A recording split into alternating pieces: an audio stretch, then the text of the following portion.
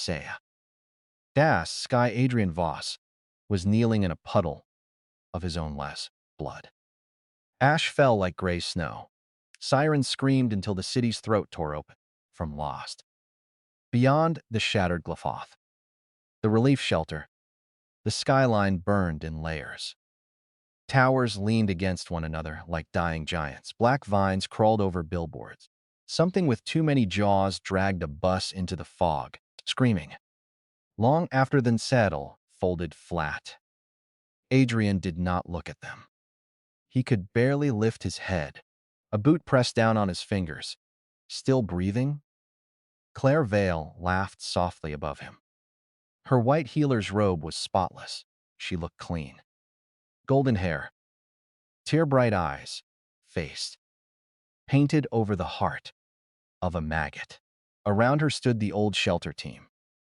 Mason Flint, the strongest warrior in their district, twirled Adrian's stolen combat knife between his fingers, thrust him Sal's, held the keycard to the underground vault, and behind them, the starving survivors watched. Nobody helped, and nobody spoke. They had all eaten because of him. They had all slept behind walls he repaired, survived wounds. Because he dragged medicine from monster nests while they hid and prayed. Now they stared at him like he was trash that had finally begun to stink. Claire crouched and smiled, sweet enough to rot teeth. You were always useful. I'll give you that, but useful things should know when to break. He tasted iron. His left eye was swollen shut. His ribs were broken. Frost. One lung pulled air like wet paper. The world throbbed red with every breath. In the center of the shelter courtyard, his healing tree stood inside a cracked concrete planter. It had once been the joke of the district. A pathetic little sapling. A so-called life-type talent that could only grow warm leaves, bitter fruit, and soft bark. Myself. When the awakening came and everyone received abilities, Mason gained Titan Bone. Claire gained Holy Light. Evelyn gained Phantom Thread, Asti. Others gained Flame, Blades, Storms, Armor Speed. Adrian received a tree, a thin, pale, trembling thing with silver veins under its bark, fans and heart. The first day, laughed so hard, he spilled beer down his shirt. A plant? He had said. Your apocalypse cheat is a houseplant? The others laughed too, and Ala and South. When thunder shook the windows, covered her mouth and looked away. Claire had patted Adrian's shoulder in front of everyone.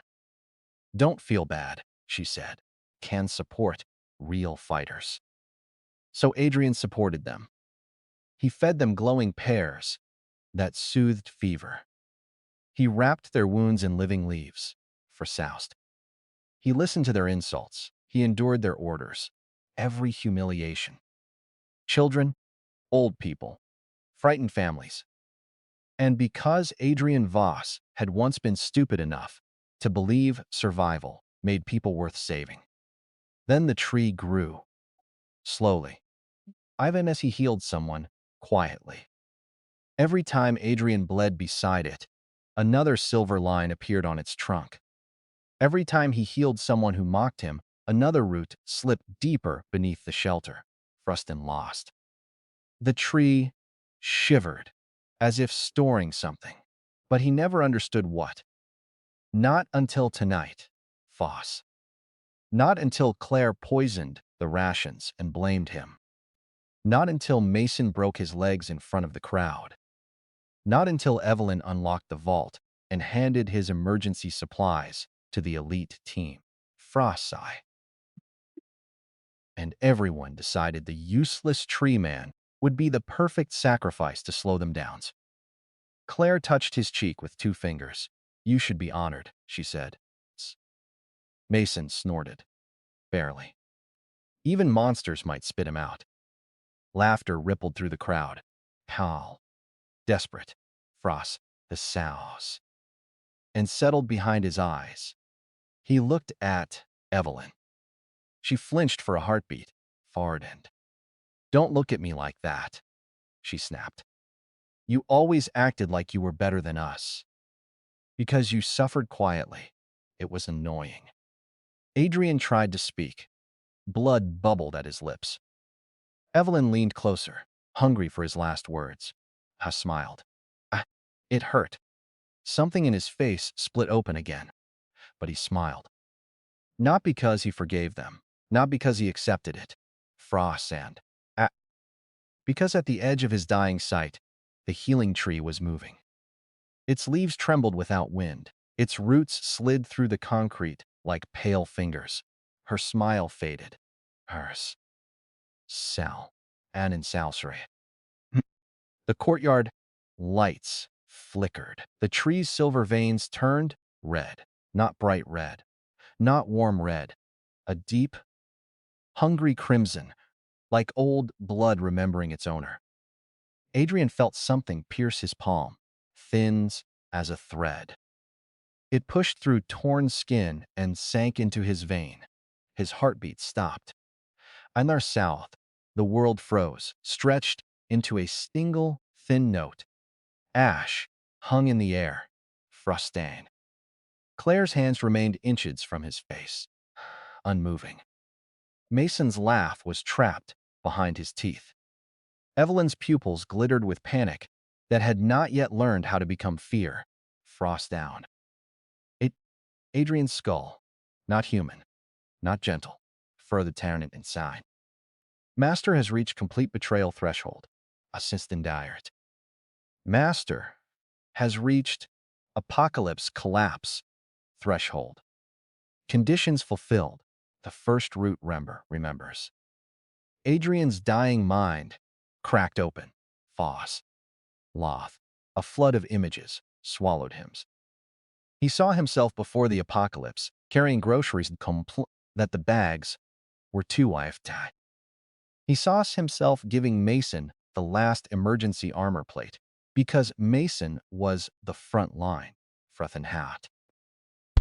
He saw himself hiding his fever, so Claire could treat important fighters first. He saw children eating fruit from his tree and calling it disgusting. He saw old men taking his medicine and whispering that his talent was still useless. Fruss in Lawn South. Oz. Copying his vault password, he saw Mason telling the others that once Adrian was gone, they could seize the tree and force it to produce for the stronger team. I've locked. Then he saw something else, a memory his. The tree as a seed fed the battlefield at, where gods had died without names, fed by corpses, watered by curses, fro and loss. Its branches carried fruit that could cure any wound. Its thorns could pierce any armor. Its roots could drink poison, fear, loyalty, betrayal, grief, and turn them into harvest.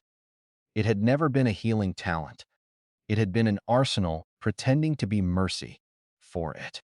Adrian laughed. No sound came out. But the frozen world trembled, then lost. Master died betrayed. Master may return. Choose the point of rebirth. Adrian did not hesitate. The day before the apocalypse. Frostan. The day before the awakening. The day before he wasted kindness animals dressed as people. The frozen courtyard shattered like glass. Fire. Claire's souse. Mason's boot broke apart. Evelyn's eyes stretched wide as if for one impossible instant. She understood that something had gone terribly wrong. Effing dark. Adrian woke to sunlight on his face. Clean sunlight. Warm, insultingly hast. Peaceful. He lay on a narrow bed in his rented apartment, ceiling above him, shaped like a crooked hand. A delivery drone buzzed outside the window. Somewhere below, a street vendor shouted about fried dumplings. His phone vibrated on the cracked nightstand. Adrian did not move. He listened. No monsters. No screams. Fornest. Only the city, fat and blind, breathing its last ordinary morning. He lifted his hand. No broken fingers. Faring law. For a moment, the old Adrian might have cried. Frost. Slowly. His reflection stared back from the dark television screen. Pale skin. Gray eyes. A face too crawled out of death. Then the phone vibrated again. Evelyn. Fruste. Her message preview glowed on the screen. Adrian, Mom said you better come early today. Claire's bringing Mason too. Adoptive mother. Had a Claire. Mason. Fall the shelter team. All alive.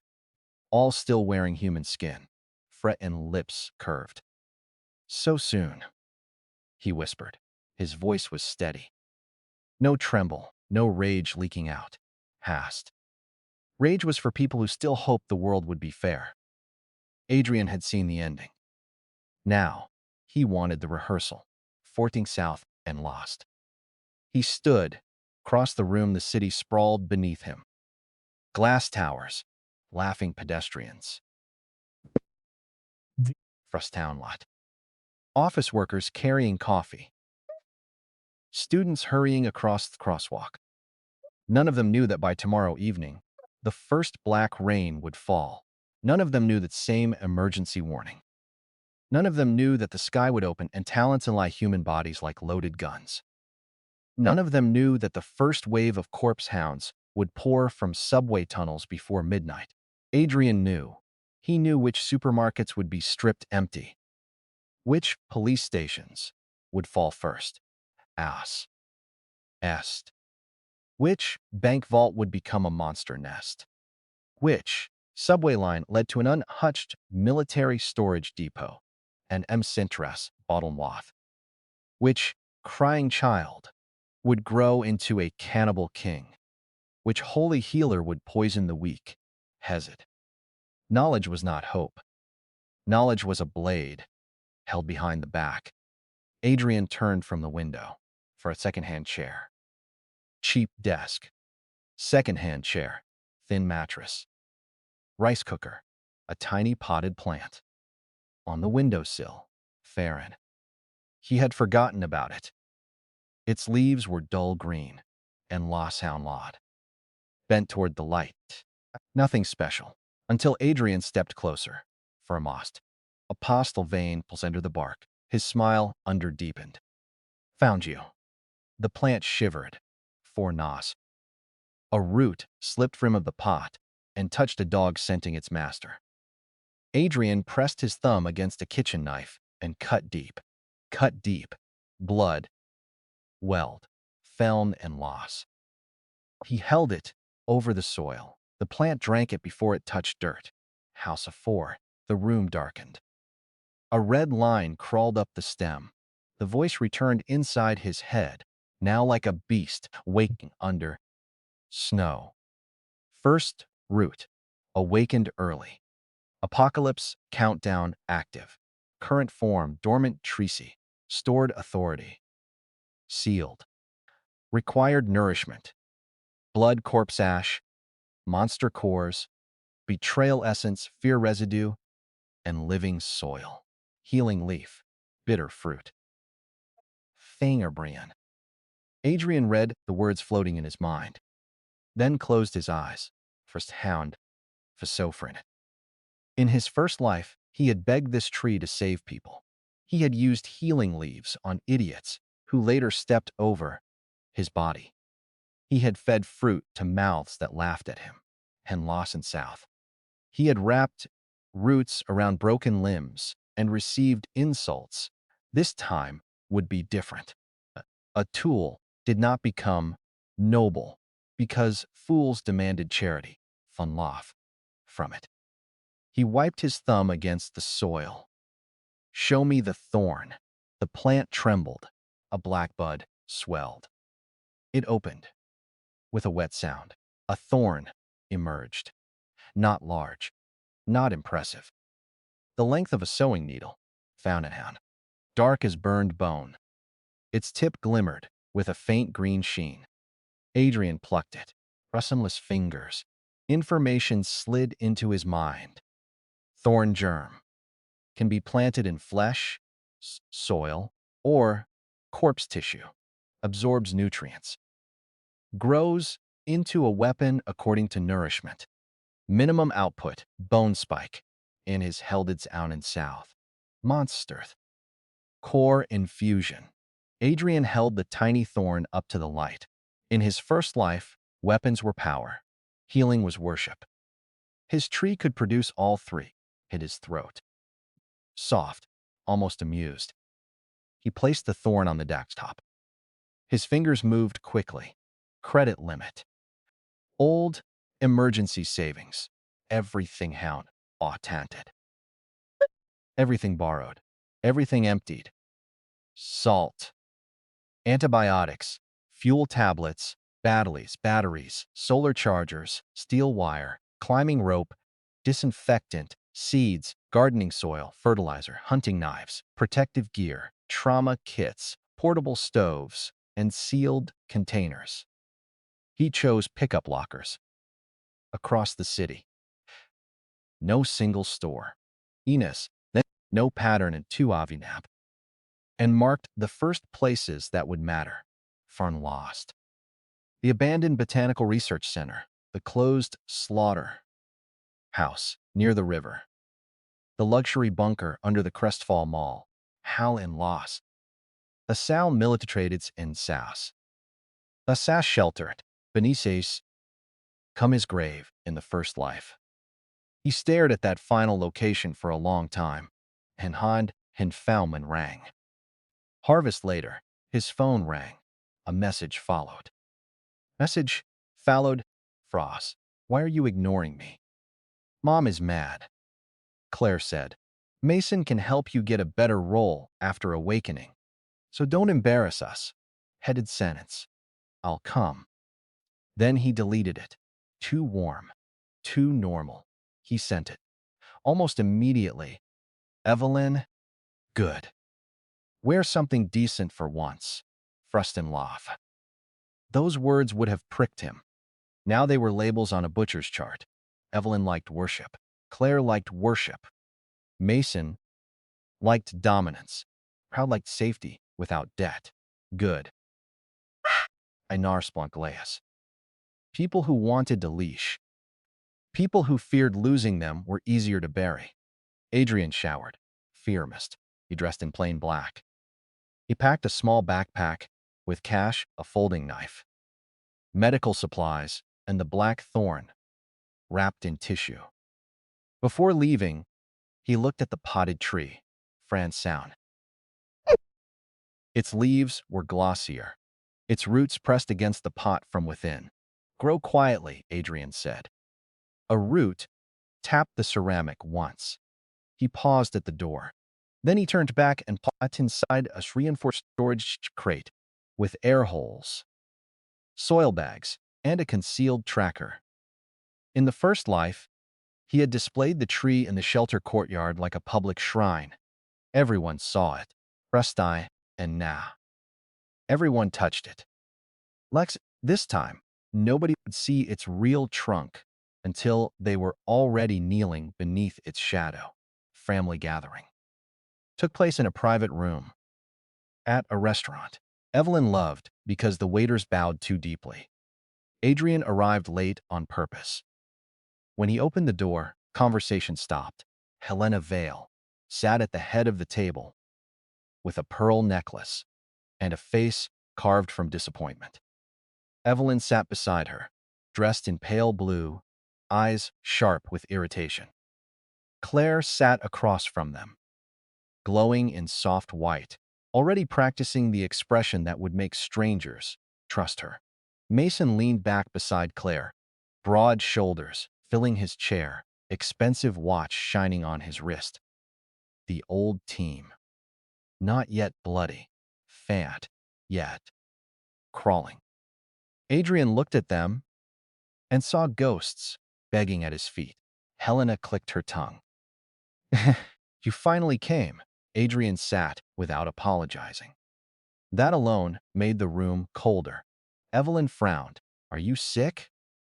I slept badly. Claire gave him a gentle smile. for a lot. Oh, Adrian, you always push yourself too hard. After awakening, not everyone can be a fighter. Some people are meant to support others. Mason laughed. If he awakens anything at all. Helena sighed. Fought it. Do not be rude, Mason. Hey, Adrian, but he knows how to work hard. There it was, the sweet knife, Frau Insurst.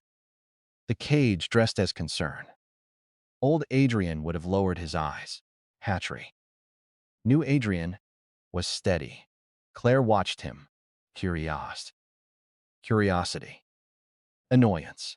Faint discomfort. She could not name. Good. Animals sensed storms before they saw clouds. Evelyn leaned forward. Mom arranged for you to join Claire's relief group tomorrow, after the global talent announcement. Claire will need assistance. Farn lie. You should be grateful. Adrian sipped tea. The flavor was bitter. Cheap leaves in an expensive pot. Mason smirked. Don't worry. If you awaken a trash skill, we'll still find work for you. Maybe watering plants. Has. Fruss. Claire laughed lightly. Elena did not. She stared at Adrian with narrowed eyes. You should thank them properly. Adrian looked at each of them. Slowly. Claire's smile tightened. Mason's fingers tapped the table. Chin lifted. Helena's gaze sharpened. That down the. Thank you. The words were calm. Empty. Flaccid and polished. For some reason, nobody enjoyed them. The meal continued. They spoke of government silence. They spoke of rumors about people hearing voices in dreams, frustrating. That if powers were real, he would become a frontline king. Claire said she only wanted the strength to heal and protect people. Evelyn said she hoped for something beautiful, rare, and elegant. Have. Helena said talent followed bloodline quality. Then's looked at Adrian like she had found mud on her shoe. Adrian listened. He memorized every expression. Frussy, it's south. Tis twisted in tits and hunger. He wanted to compare the artwork. Halfway through dessert, the restaurant lights flickered. A low hum passed through the walls. The water in every glass trembled. Outside, people began pointing at the sky. Claire rose from her seat. Mason swore. Sow. Helen sound and loth. Adrian did not turn. He already knew what they were seeing. Crass. Like a wound opening behind the clouds. The first omen. Frast. Claire whispered, what is happening? Adrian picked up his spoon and cracked the sugar shell of his dessert. A clean, delicate sound. Fine. Down at the fracture. No one heard him clearly. That was fine. Frassum saith. Tomorrow, humanity would receive its talents. Frust down, stouth. Or, tomorrow, Mason would roar. Evelyn would dance threads through the air, and in Norsens. And it would once again awaken the healing tree. They would laugh. They would pity him, place him beneath them. They would reach for his kindness with greedy hands. He would give them exactly what they deserved, shouted under lightning. Something slower, cleaner. A banquet where every guest swallowed the poison they had seasoned themselves. Under the table, Adrian touched the wrapped thorn in his pocket, pulsed once. Hungry. He looked at Claire's flawless throat, thick wrist.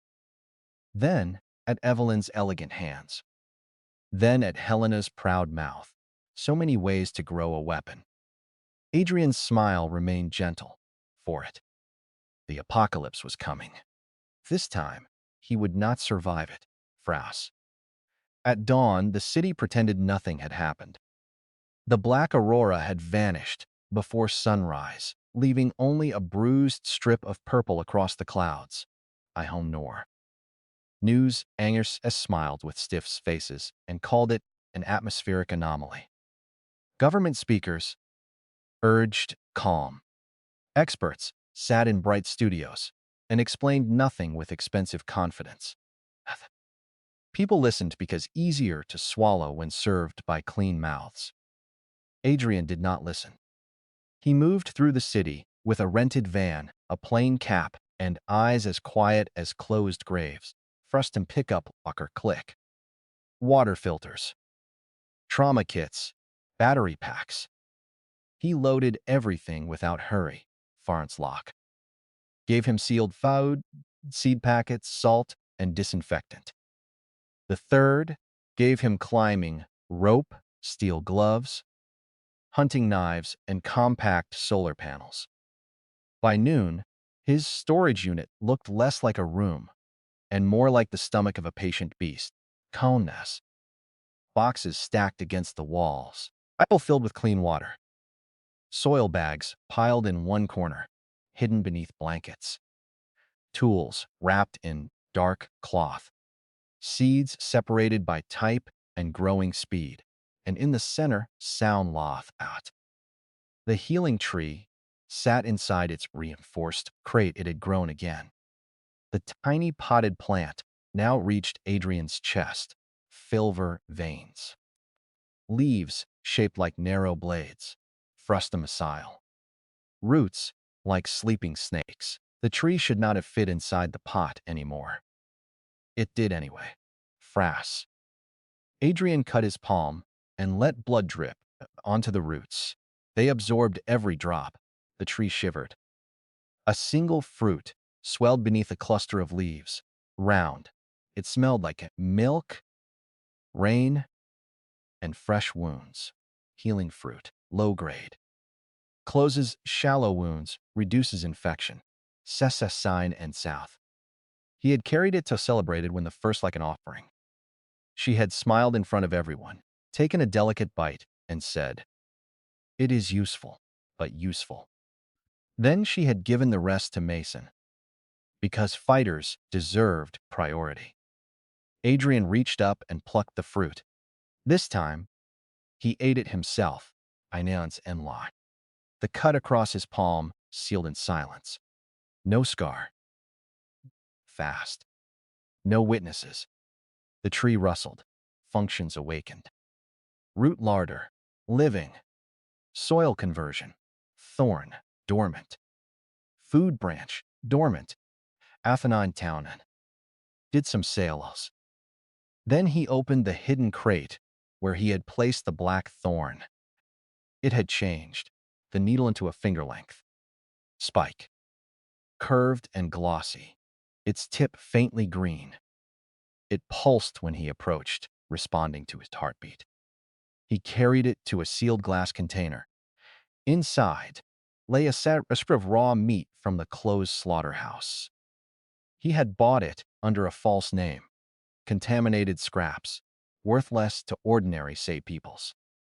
Rich to the tree. Adrian placed the thorn into the meat. Flesh tightened. Black veins. Spread. For meat collapsed with a wet sigh, feeding the thorn. As if sucked by invisible teeth. A thin blade sprouted from the glass container. Bone white. Half. All as in sast. Adrian broke the container with a hammer. He picked up the weapon. The handle had grown around the shape of his grip. The blade was not metal, not bone either. Something. Between root, fang, and frozen hunger. Information slid into his mind. Corpse thorn dagger. Absorbs infected blood.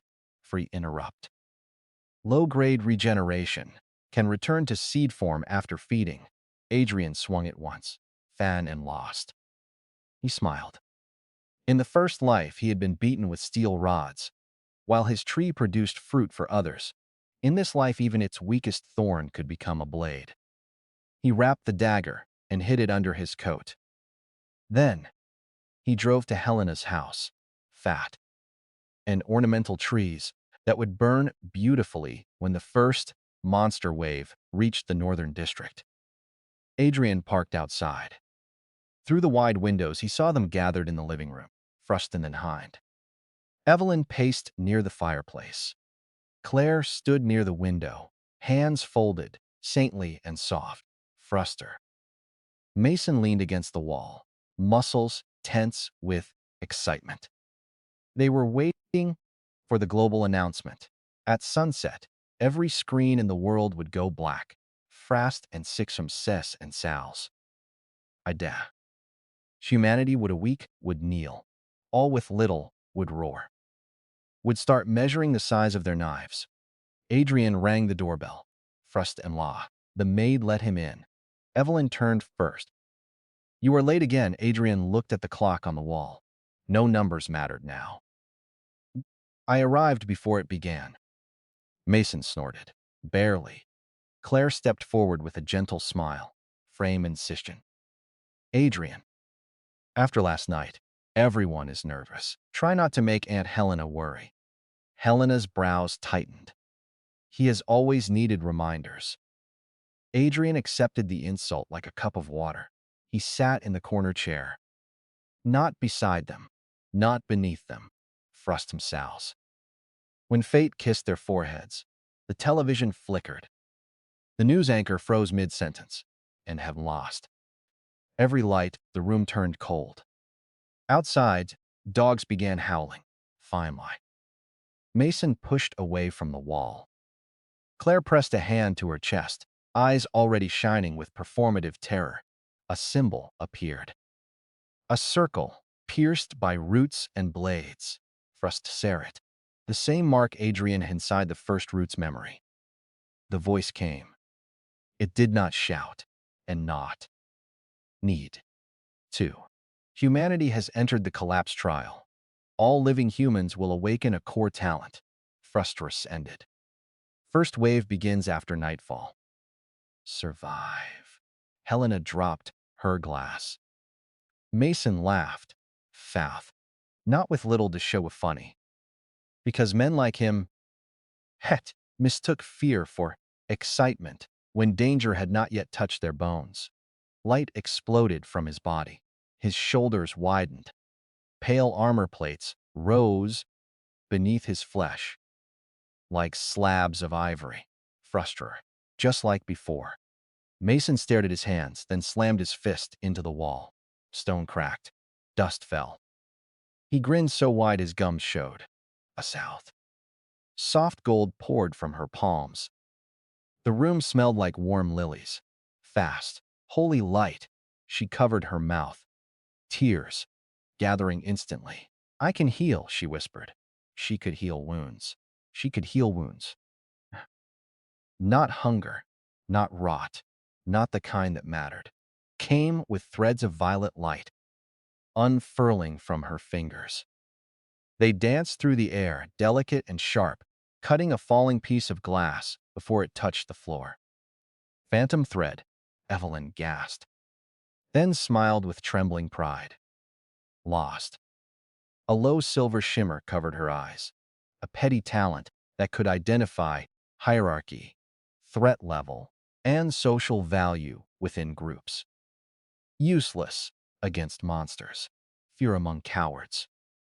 Perfect for a woman who had spent her life sniffing rank like perfume. Then every gaze turned to Adrian. He knew every line. Mason.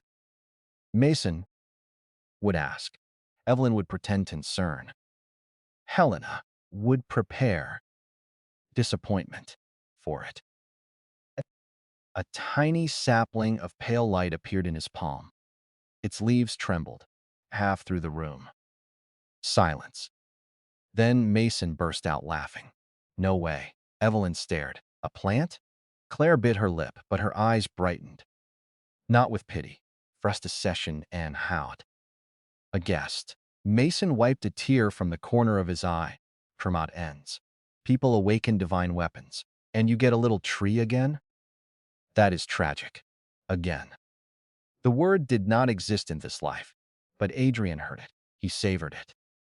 Claire stepped closer and touched his arm, fisting bad. Healing support is still precious. It may not be powerful, but with proper direction, it can help people who truly matter. There it was, in silk. Adrian lowered his gaze. Then I will support you." The room relaxed. Just like that, they placed him under their feet again. Not because he bowed, because they needed him to. Mason clapped him on the shoulder, hard enough to bruise an ordinary man. "Good attitude. Stay behind it. Stay behind us and keep the snacks growing. For once, do not be stubborn. Claire's talent is clearly higher level, so follow her instructions." Helena nodded. "That is the right path for you. Serve those with greater capacity. It will keep you alive." Adrian looked at his palm. The sapling's roots curled around his fingers. Inside his mind, the first root whispered. Betrayal scent detected. Scent detected. Mark as future fertilizer? Fine or not yet. He closed his fist and hid the tree light. Outside, the first scream tore through the street. A neighbor slammed into the villa gate, covered in blood. Behind him, 3 corpse hounds crawled out of the dusk. Moss. A half-twisted, half-peeled muscle, with human fingers growing between their ribs. Their jaws opened sideways. Black saliva hissed when it struck stone, front and back. Mason laughed again and rushed outside. First torn on. The guards were already dead. Twitching. Their bodies lay near the gate, twitching as roots of infection moved beneath their skin.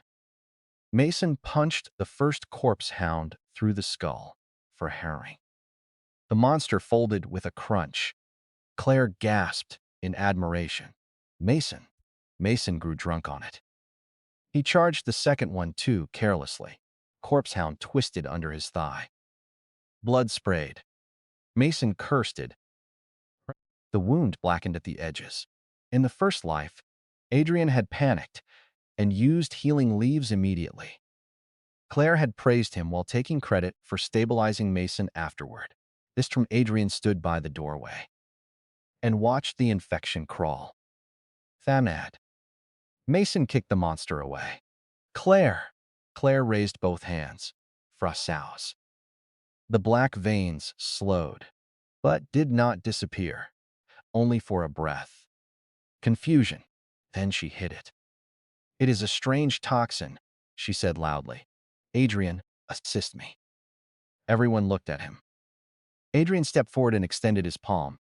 A single healing leaf appeared, small, pale, modest, pressed it over the wound. Watts. Mason exhaled hard. Helena noticed too. Frost. "My tree seems useful for poison." Claire smiled. "Too quickly. I should combine our abilities." "Combine. A clean word. Except my shadow." Adrian nodded. "As you say." The third corpse hound leapt over the gate. Evelyn screamed and swung her threads. They sliced its face open, but failed to stop the body. It crashed into the garden, lifted her light. Claire tried to stand, limping. Adrian moved before anyone could understand. Fatown tasked. Only fast enough to seem lucky. He slipped the corpse thorn dagger from his sleeve and drove it under the hound's jaw. Frenning drank. The monster convulsed. Its black blood rushed into the dagger in pulsing lines. Adrian, the skull split. The corpse hound collapsed at his feet. Silence fell. Evelyn stared at the dagger. Claire stared at his hand. Mason stared at Adrian's face. He made himself breathe harder. "I bought it yesterday. Once." Then he showed them the blade. "I bought it yesterday." I panicked. First, he spat blood onto the grass. Lucky stab. Adrian nodded. Claire walked closer. Her gaze lingered on the dagger. "That weapon seems unusual. Cheap hunting knife. May I see it?" Adrian handed it over, furcisant and disappointed, and hardened into dull gray. In Claire's hand, it felt dead. She turned it twice, disappointed. Ordinary. She returned it, Adrian accepted the blade. Under his fingers, it pulsed with stolen monster blood. Weaponbud's hound essence acquired. Lab. Dagger. Evolution possible. The streets outside erupted into chaos. Crashes. Screams. A woman begging for help had changed. Somewhere nearby, glass shattered, and something wet climbed a wall. Helena's face went pale. We need to go to the government shelter. Evelyn nodded rapidly. The central shelter. It will be safe. Claire straightened, finding her role for gather survivors. People will need healing. Mason grinned through pain. With my power, they will follow. Adrian looked toward the darkening street and lost Law Station. When the central shelter would fall before dawn. The western shelter would become a plague pit. The underground subway station would flood with corpse hounds from Loth. Was not a shelter. It was the Crestfall Mall bunker. Food, headed say. Backup generators, medical rooms, private apocalypse. Hidden. Luxury shopping center. Owned by people who believed money could bribe the apocalypse. In the first life, Mason's team discovered it too late. Frost, by then, had nested in the lower parking levels. This time, Adrian needed the bunker early. But he did not need to claim it in front of them, fin sound. To choose the wrong treasure first. So he spoke quietly. The central shelter may be crowded. Mason snapped. Crowded means manpower. Claire nodded. Fact. People need guidance. Evelyn looked at Adrian. Stop acting timid. Mason is strong enough to protect us. Helena's authority. Sense flickered in her eyes. She looked at Mason, then Claire, then instantly. Mason leads. Claire coordinates healing. Evelyn handles threats from range. Adrian supports. Adrian lowered his eyes. Understood. The words slid from his mouth like oil. Inside, the first root laughed without sound.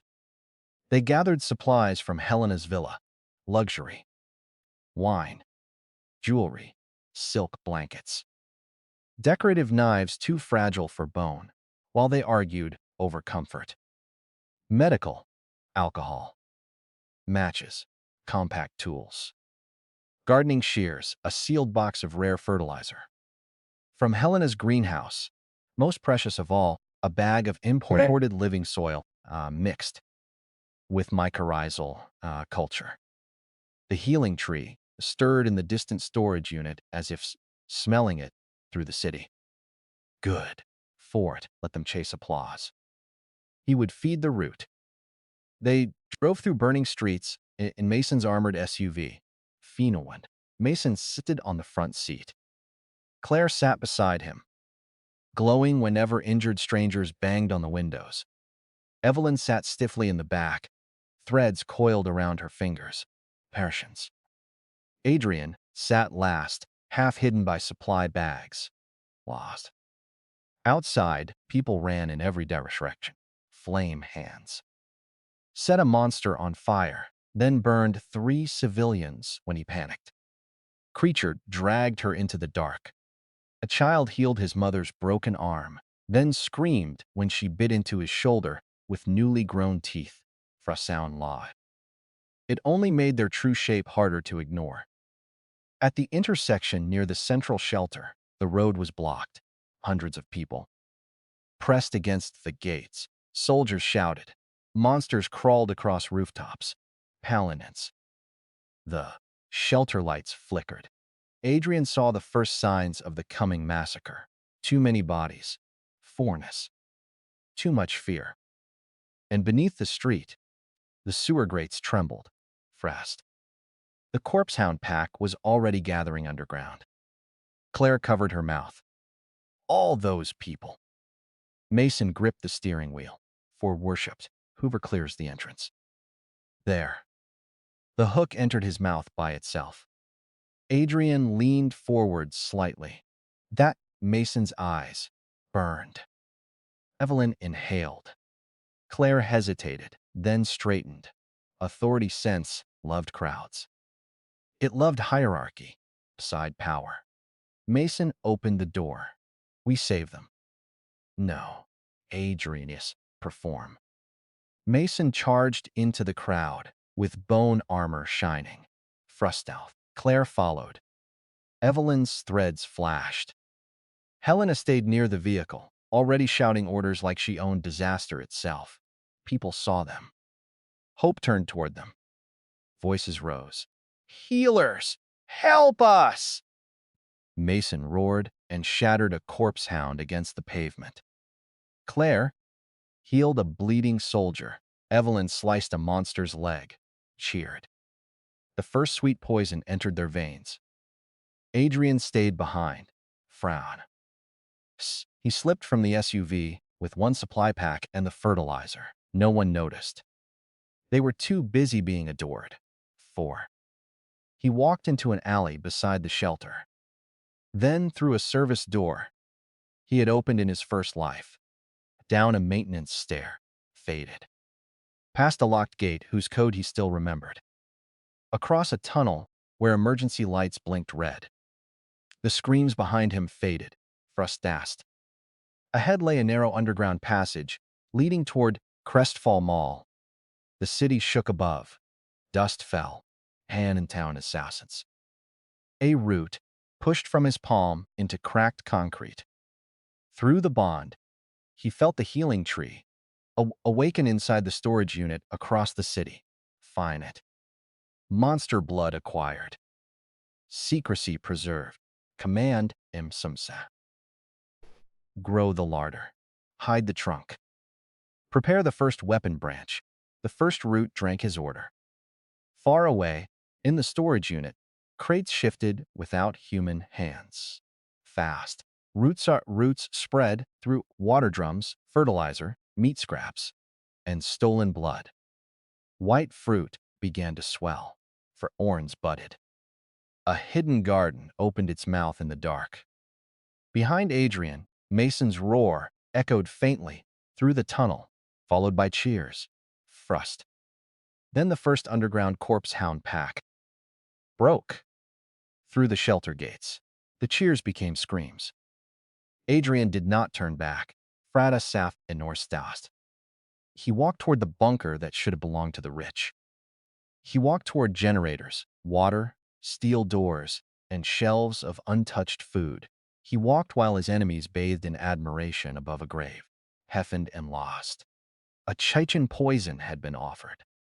They had swallowed it with smiles, and in the dark beneath the dying city, Adrian began to harvest, ancestral beneath Crestfall Mall, like wet cement, cold dust, and old money. Adrian moved through it without a flashlight. Emergency strips glowed along the floor, pulsing red in the dark. Every few steps, the walls shook from distant impacts. Above him, the mall's marble town with screaming shoppers, dead guards, overturned display cases, and monsters dragging perfume-soaked bodies past luxury brands. He ignored all of it. Fast. The serviced tunnel ended at a steel door with a biometric lock. In the old life, Mason's team found this place after weeks of hunger. They came bruised, starving, and loud, expecting treasure, fist, and taw. Instead, they found the lower levels split open, and the larval maw queen curled around the generator room, fat from eating every rich survivor who had hidden inside.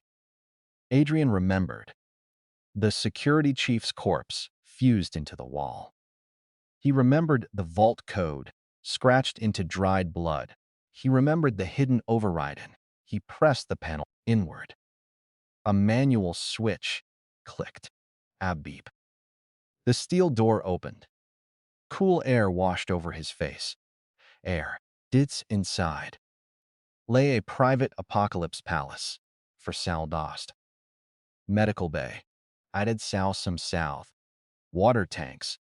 Behind, locked glass, rows of preserved food in climate-controlled racks.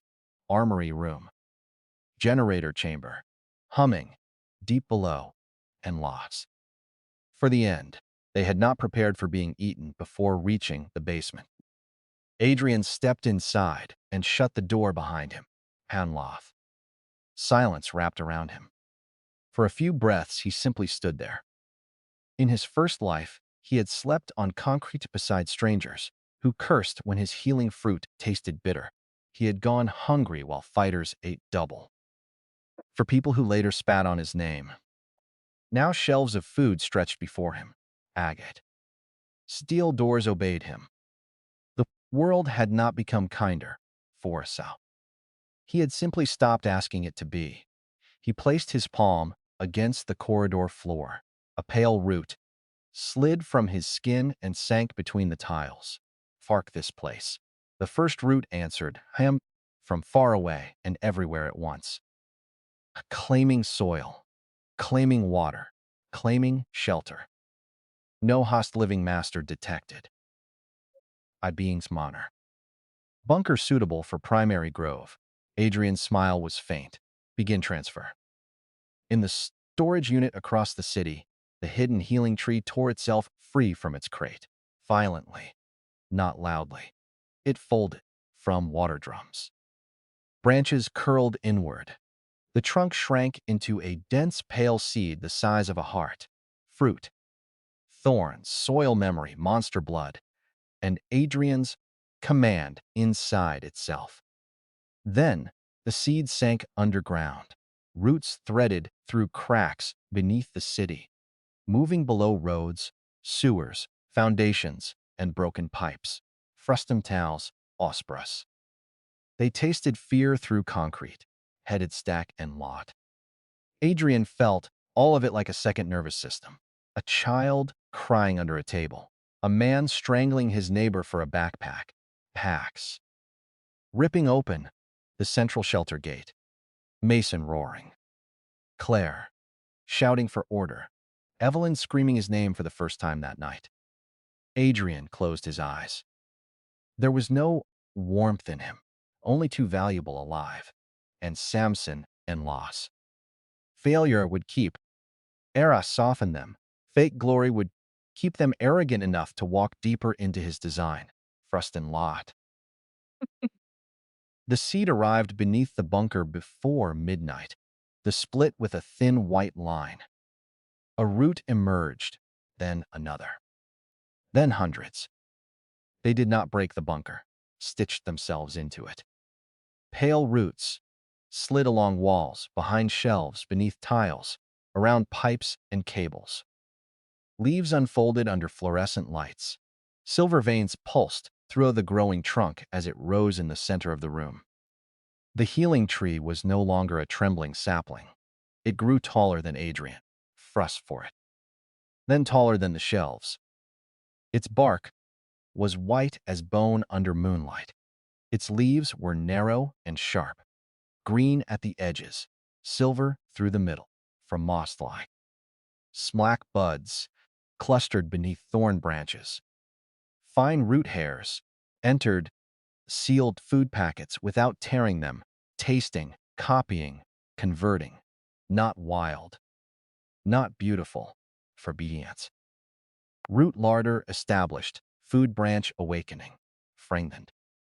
Living soil reserve increased, from and sand. White recovery fruit. Bitter stamina pear, iron thorn dagger. Bone hook, sprout, and lie. Vine snare coil. Adrian walked beneath the branches. White fruit brushed his shoulder. Phronesis. In the old life, food meant bargaining. A handful of rice could buy obedience. A piece of meat could turn brothers into enemies. A cup of clean water could make proud men lick floors. Now his tree could grow food from blood, soil, monster cores, and preserved nutrients. He plucked a bitter stamina pear and ate it, sour and warm. Energy spread through his muscles. The exhaustion of the day dissolved. from lard. Fra south. Against a swelling black bud. The bud opened. Green-black fluid crawled over the blade, not destroyed. Returned. Agent. The blade sank into the branch, carrying corpse-towned essence with it. The weapon branch shuddered. A new growth emerged, longer. A handle formed first, wrapped in dark root leather, for sound tooth.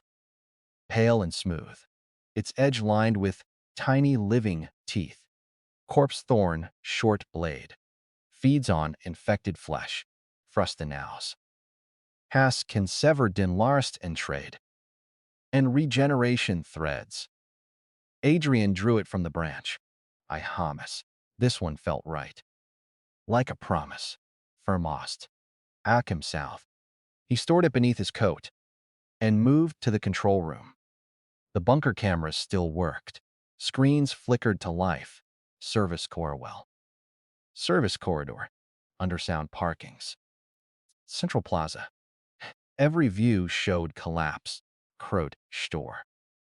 Monster Jewelry store burned blue. A man with stone skin begged through a cracked security door, while a woman inside refused to open it. Shelter feed. A hijacked public camera. Mason's group was still alive.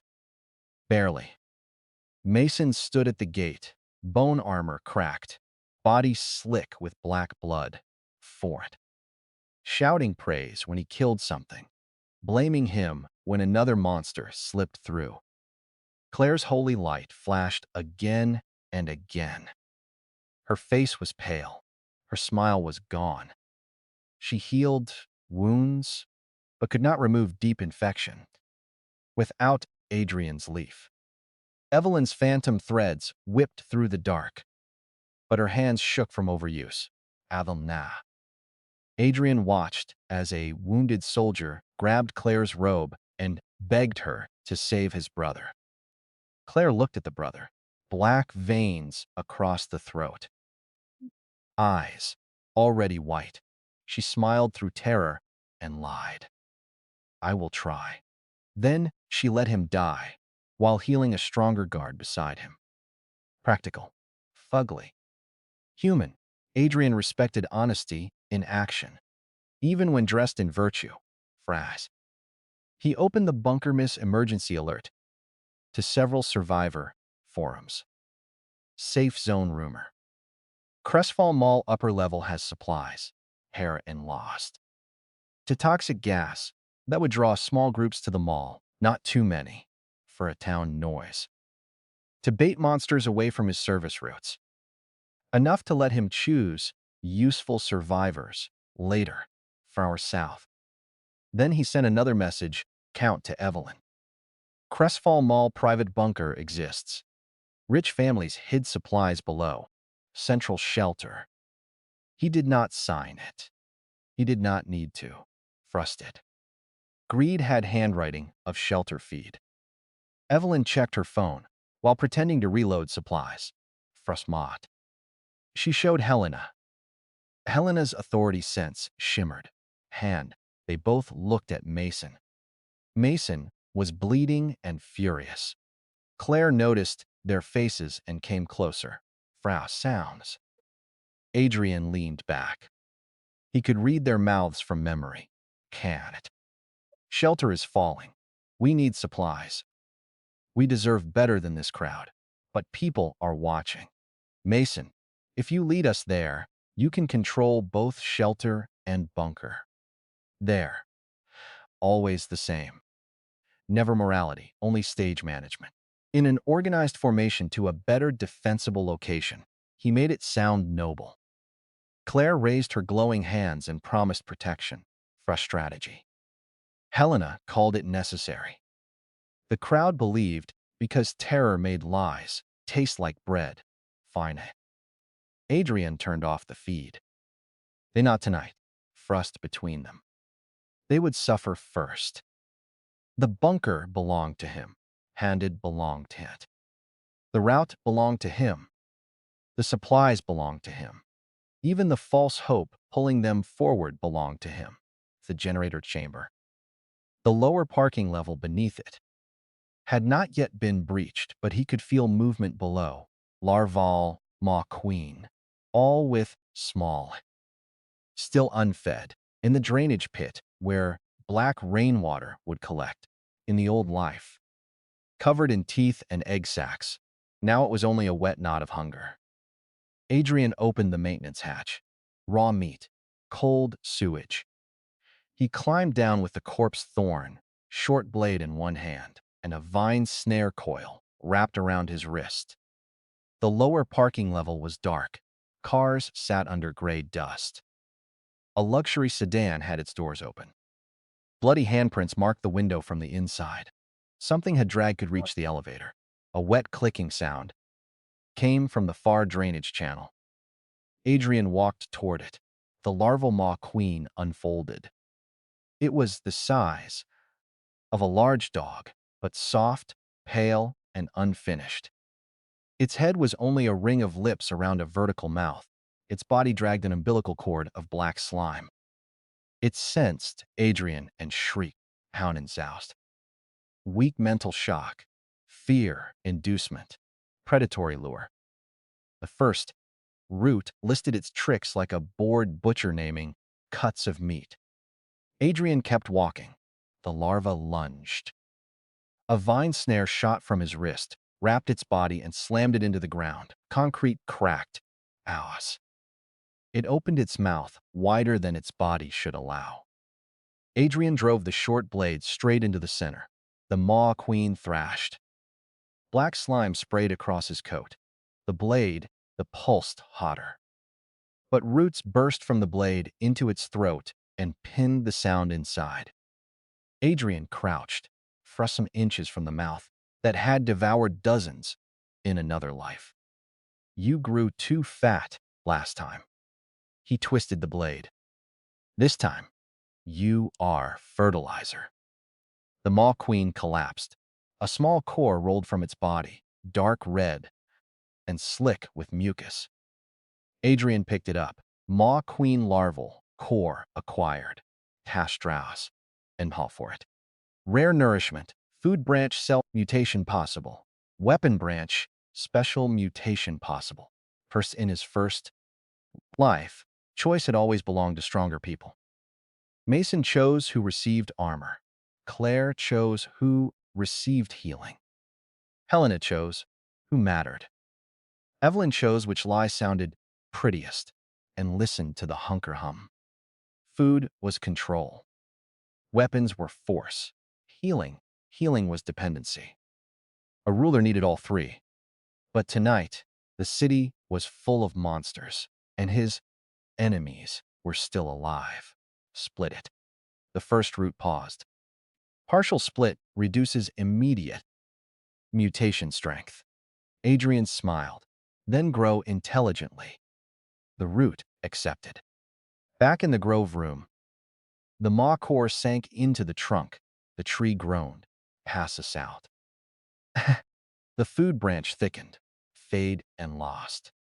One limb and formed bulbous pods, with tough skins like pale armor. They pulsed with a faint inner heat. Maw bread pod. Phonesis. Stores well. Reduces fear tremors. Mildly addictive to unawakened humans. The weapon branch twisted in the opposite direction. A black hook pushed out. Then another. Then a cluster of serrated growths shaped like folded spears from sails. Can bite after piercing. Strong against soft tissue and monster mouths. Quietly. The sound vanished into leaves. He harvested the first maw bread pod and placed it on a steel table. When sliced open, steam rose. Soaked. Broth. Rich. Filling. Almost tenders. A starving crowd would kneel for this. A frightened fighter would kill for this. Itanen and Falmer would call it community property. Adrian sealed the pod away. Then he began building his empire. Crowns were for people who needed witnesses. He mapped corridors, fast, routed cameras, placed vine snares inside vents, fed ration. Let the tree drink from the dead monsters. In the parking level, converted luxury storage into larders. Set now, where leaves grew directly from wall roots. He planted thorn germs and inside broken display mannequins. By dawn, they became silent sentries, freighted. Not alive, not human. Tall figures of pale root and black glass, standing behind security shutters, holding bone hook weapons grown from their own arms, fruit tanning the show for it. Low intelligence. Obi's simple commands. First command. Adrian gave the first command. Protect the grove. Frost. Then, the Center opened a private channel and watched the city collapse. The central shelter survived the night only because Mason held the gate until his bone armor cracked open. Claire became famous by healing visible wounds while hiding her failures behind tired tears. Phantom and Truthan. And several. Everyone saw. Helena reorganized the frightened crowd into ranks, using authority sense to place the strong near herself and the weak near the exits. They called it order. Fallout. Adrian called it sorting livestock. By morning, Mason's group had followers. By noon, they had demands. Face some sounders. People asked why Claire could not cure infection. People asked why Mason saved some streets and abandoned others. First. Praise turned into pressure. Pressure turned into resentment, turned into cracks. Adrian watched and waited. He sent them another rumor. Fall Mall. Lower bunker has sealed food and medicine. Monsters decreasing. Enter through east maintenance access. Pain entrance. A nearby entrance. Dangerous enough to bleed them. Survivable enough to tempt them. At the same time, Adrian opens doors to a different kind of survivor. Not the loud ones. LS San South. LS Sanit. Not the noble ones, who shouted about rights while clutching stolen bags. He watched camera feeds and selected carefully for a former surgeon. And, before the rot reached his wrist, a quiet mechanic who carried an old woman through smoke without announcing it. A teenage girl with a sensory talent who detected corpse hounds through walls and did not use it to extort people. I knolled in sound and south. A scarred butcher, then fed children before himself. Useful, disciplined, alleys. Not purity was decorative weakness. Adrian sent root marks to guide them through safe alleys. A vine opened one door. A camera light blinked in another. A white fruit rolled from a vent to the surgeon's feet when he nearly collapsed. For sender and begin it. They followed the trail because desperate people followed miracles. And intelligent, desperate people followed miracles silently. When they entered the bunker's outer hall, Adrian stood beneath dim lights with the healing tree, hidden behind sealed doors. He wore clean black clothes. His short blade rested at his side. Root mannequins stood in the shadows. The survivors froze and regen. The butcher lifted his cleaver. The mechanic held a wrench. The girl stared at Adrian, then at the walls, face paling as she sensed the roots. The surgeon whispered, "Who are you?" Adrian looked at them. No smile, no warmth for sign. No performance, the owner of the place keeping you alive. The butcher's grip tightened. What do you want? Work. The answer struck them harder than a threat. Farrison and the South. Adrian pointed. Food exists here. Medicine exists here. Protection exists here. Nothing is free. Lost, frusting, and assayed. Nothing is taken by pity. You work, you eat, you obey rules, you receive shelter, you betray this place, you become soil. The teenage girl swallowed. That sounds cruel. Adrian looked at her. Cost. Outside is cruel without food. She had no answer. The surgeon lowered his hands. What rules? Adrian liked him immediately. I doff. Heh. Because he asked the correct question. No stealing. Fertilizer. No touching the inner grove. No bringing unknown infected inside. His house is south.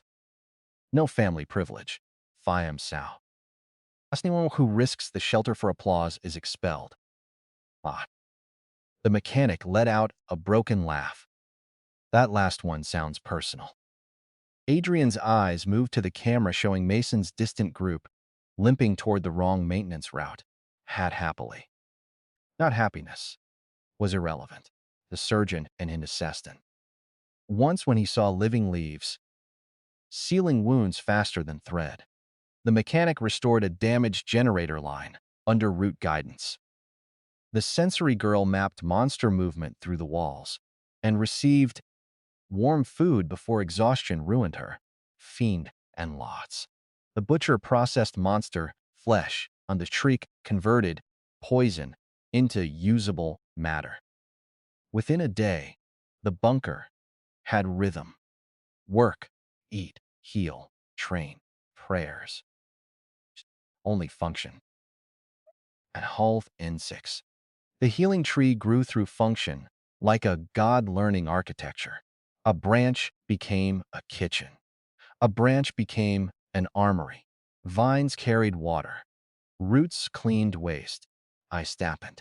Leaves I flockered air. Maw bread pods swelled in rows. Stamina pairs hung above the training floor. At staff the sows. Weapon buds opened according to materials fed into them. Corpse hound blood made serrated knives for loss. Stonecrawler shell made shields. Maw queen residues. Infected crow bones made throwing spikes that returned by root thread. Find sows, os. With each weapon until his hands stopped remembering weakness. Outside, Mason's legend grew louder and thinner. He arrived at the East Maintenance Access with dozens of followers. From dark. A warning sign hung crooked. Shh. Claire hesitated for the crowd. We clear it. The bunker is ours. Evelyn looked exhausted but proud.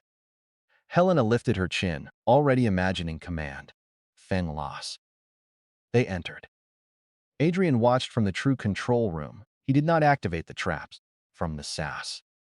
He did not need to. The monsters nesting there were enough. Corpse hounds dropped from the ceiling, burst through the wall. Infected rats poured from a drainage pipe. Mason fought like a beast. Claire healed until her hands shook. Evelyn sliced until her threads frayed. Helena hid behind stronger bodies while ordering weaker ones forward. Fraud. They survived. They gained admiration. Because the survivors behind them saw only victory. Hast. They did not see that the entrance led nowhere useful, was behind 3 sealed walls and a root veil. They did not see Adrian standing beyond the cameras, eating warm fruit from a tree they still believed was a useless support talent, found a supply cache. Adrian had intentionally left behind old canned food, a few bandages, Fet's diet, a crate to inflame greed. Not enough to satisfy it. Frust. Mason lifted. The followers cheered. Claire smiled again. Helena looked toward the sealed deeper wall, eyes narrowing. Authority. Sense told her something more valuable lay beyond. Frutrin. Adrian touched the control panel and spoke to the roots. A vent smell bred. Near Mason's group. Warm steam drifted out. The scent of maw bread filled the tunnel. Han, I, aid. Mason turned slowly. Silent, Claire's eyes widened. Fine. Evelyn whispered something Adrian could not hear. Helena stepped closer to the sealed wall. They did not know it. But their paradise was only a handspan away. Fruste. The boss may. In the grove, Adrian stood a handspan heavy trenches while his chosen workers trained, healed, and grew stronger under rules they hated less each day. The sensory girl walked past, carrying a tray of white fruit. Frust. The mechanic laughed for the first time, while a vine passed him a wrench. The butcher sharpened a maw-hook spear with reverent fear. An empire did not need banners. It needed food that never ran out. Weapons that grew back. Wounds that closed. Doors that obeyed only one hand. Adrian looked at the camera, where Claire pressed her palm against the wrong wall. Holy light glowing uselessly over hidden roots. His smile to deserve it. Too ruthless enough to taste salvation. His smile returned. Small, cold, almost tender. Fan the man. Monsters evolved. Cities fell. Survivors formed tribes. The old world rotted into memory. Inside Adrian's hidden grove, abundance swelled in silence. Frost down in the tree and hosses. The smell and frost, and I outside and's lost. Began to starve beneath the scent of its bread. The smell of warm bread broke, the last clean thing. Inside the crowds, they had survived a night of claws. They had crawled through tunnels slick with blood. They had watched Mason Flint crush monsters with cracked bone armor. While Claire Vale burned her hands white, trying to keep the useful fighters alive. They had watched Evelyn Cross turn her fingers raw from threadwork, frayed and south. Promise. Order, safety, distribution. Fairness. Dignities. Those words had sounded large above ground. In the tunnel, under dust and hunger, they shrank into air. Frustum seal wathened. Soft. Halmina rich. Almost sweet, a child began crying first. Not from fear, from hunger. Then an old man pressed both palms against the wall and whispered, "There is food behind here." Everyone heard him, turned on him with bloodshot eyes. Back away. The old man did not move. His lips trembled. Karen. His cheeks were hollow. Lass? His daughter Stath stood behind him with an infected bandage wrapped around her shoulder and a dead look in her eyes. "We fought for you," the old man said. "Fuss. You said there were supplies." Mason's jaw flexed. "There are. Water is not bread." The tunnel became quiet, firsting Nalad. "Not with monsters. With a sentence too true to kill." Frest. Claire stepped forward, golden light flickering weakly from her fingers. "Everyone, please calm down. We need to preserve strength and assess the entrance carefully." A woman laughed, dry and ugly. "Assess? My son has not eaten since yesterday." Evelyn snapped. "Do you think we have eaten a feast? Hey Nid, I'm lost. We are risking our lives in Tyndutz." The crowd flinched. Some lowered their heads. Some did not. Frummy. He stood in the hidden grove with one hand, resting against the white trunk of the healing tree. Around him, his own people moved in controlled silence, front-torn calf with living leaves. The mechanic adjusted a generator relay wrapped in thin roots. The sensory girl stood near the camera wall, eyes closed, tracking heat and movement through concrete. Knasout. Above a root smoker. No shouting. No begging. No worship. Only labor. Only reward. Closer to the sealed tunnel wall.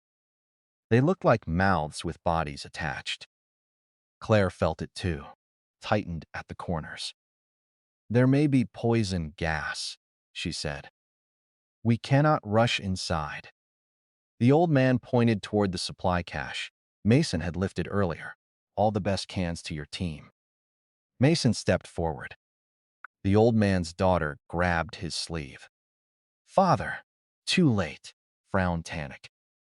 Mason's bones around the old man's collar. and lifted him off the ground. You breathing right now is because of my team. The crowd recoiled. Claire's face flashed with panic. Put him down. Mason did not. His pride was cracked. His body hurt. His followers had seen him bleed too much. He needed the old shape back.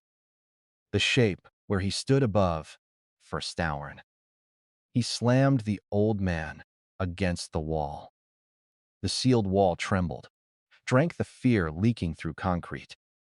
Adrian felt it reach the healing tree. Sharp, salty. He smiled faintly. First. Inside him. Fear residue increasing. Greed pressure increasing. Fuss stabilize. Harvest quality improving. Adrian lifted one finger. Food branch scent thickened. A row of maw bread pods split slightly along their seams, steaming into the root vents that opened on the wrong side of the wall. The crowd groaned. Freeman said. It was not a human sound. It was the sound of obedience dying. Claire smelled the bread too. Her stomach clenched. Visibly, sitting beside in the first life, sitting beside the shelter fire, and giving Mason the largest portion while telling starving children to be brave.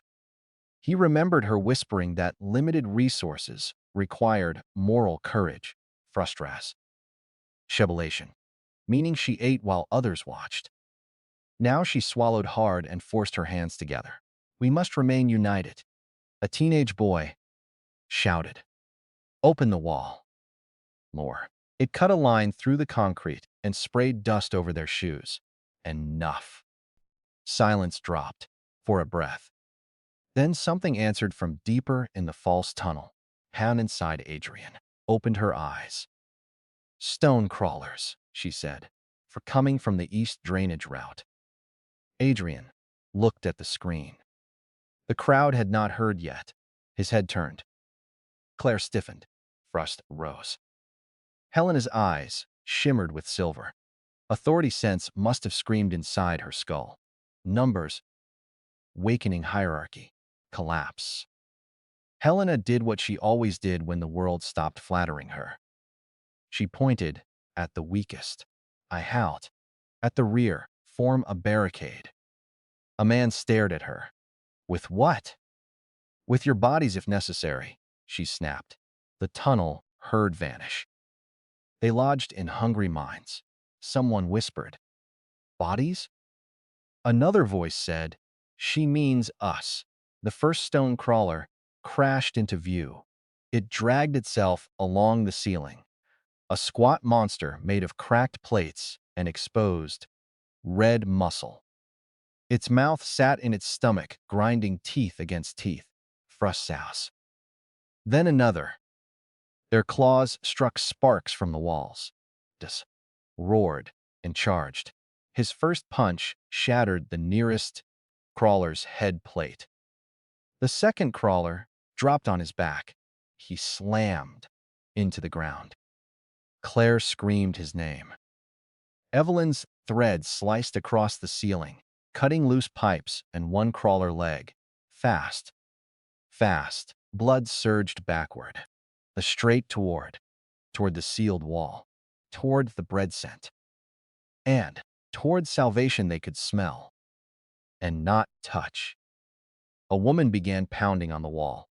Knives. Pipe wrenches. Torn from monsters. The wall did not move. It had never been a wall.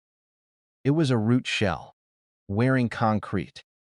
Adrian watched their hands split and bleed against it. Prussant's blink. Prussaus. And in the first life, his fingers had broken under Mason's boot, while the same crowd watched. Now their fists burst against his door. Symmetry did not heal wounds, but it decorated them beautifully. The battle worsened. Stone crawlers were slow, but they were heavy and patient. Mason could kill them, one by one, but every strike cost bone armor. Cracks spread over his shoulders and ribs. Frightim Sandeus. Black infection seeped Through Claire's earlier healing, Claire poured light into him. The light sealed skin. The poison remained. Her talent shone bright on surfaces. 10 loss. Adrian's tree had always worked deeper. She knew it now. Her gaze kept cutting toward the sealed wall, town in Norbury. Toward the hidden leaf. Toward him, though she did not yet know it, fart and staggered. Adrian! Evelyn screamed into the tunnel. His name echoed, Frusham South. The hidden grove went still. The butcher looked at Adrian. The surgeon paused with a bloodied leaf between his fingers. Frustown. The sensory girl whispered. She knows you are nearby? Adrian's face did not change. No, she knows she needs me. On the screen, Evelyn screamed again. Adrian, if you can hear us, stop hiding. A crawler lunged at her. Cal stumbled. Exhaustion. Helena shouted. That useless thing must be somewhere close. His tree scent is here. Claire's expression changed. Recognition. Not of truth, of opportunity. She stepped toward the sealed wall, golden light, rising around her like a halo. Adrian, she called, voice shaking beautifully. If you found this place, open it. People are dying. Adrian tilted his head for us to send for it. While saving the best medicine for her team, the same voice had told him sacrifice was noble when the sacrifice was his. The same voice had once whispered that his death would buy them time. Frustworthen and in town. Wall, like a beggar's bowl. He almost let her continue. Then the first root stirred, in intensifying. Recommended exposure. Adrian touched the trunk. 100. Open a mouth. Not a door. The sealed wall on the tunnel side split at chest height, not wide enough to enter, to reveal darkness, leaves, and the warm glow of white fruit beyond. The crowd gasped. Claire stepped closer, calm, low, unhurried. You called? The tunnel froze. Mason looked up from blood and crawler shells, fresh face drained.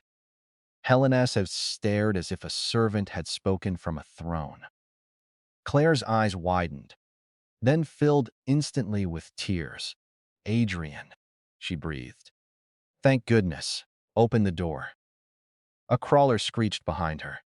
Fertilizer, and held it back, muscles shaking. Adrian's voice remained mild. Why? The word struck harder than a blade. Claire blinked. Because are dying. They were dying above ground, too. You disappeared. I left. Evelyn stepped forward, furious and frightened. You abandoned us. Adrian laughed softly. On his side, the sound made the butcher lower his eyes. On their side, it made the crowd shiver. Fasauna. You followed the scent of the route, fretted the tunnel, you enjoyed the cheers. Mason snarled, crushing the crawler's throat. Open this wall before I break it. The slit widened slightly. For the first time, they saw Adrian. Clean black clothes, unwounded face, cold gray eyes. Behind him, the healing tree towered under soft lights. Its branches bent heavy with fruit. Spears and blades grew from dark limbs. Roots carried trays. White leaves glowed over medical beds, quiet beneath its shade, with full cheeks, steady hands, and living weapons. The tunnel fell silent. Not from fear, from disbelief so deep it became pain. No, she whispered, stared at turret. Mason stared at the weapon branch. Helena stared at the people obeying Adrian, Hound and Lawsome Sows. Her authority sense shimmered violently, trying to rank what stood before her. It failed.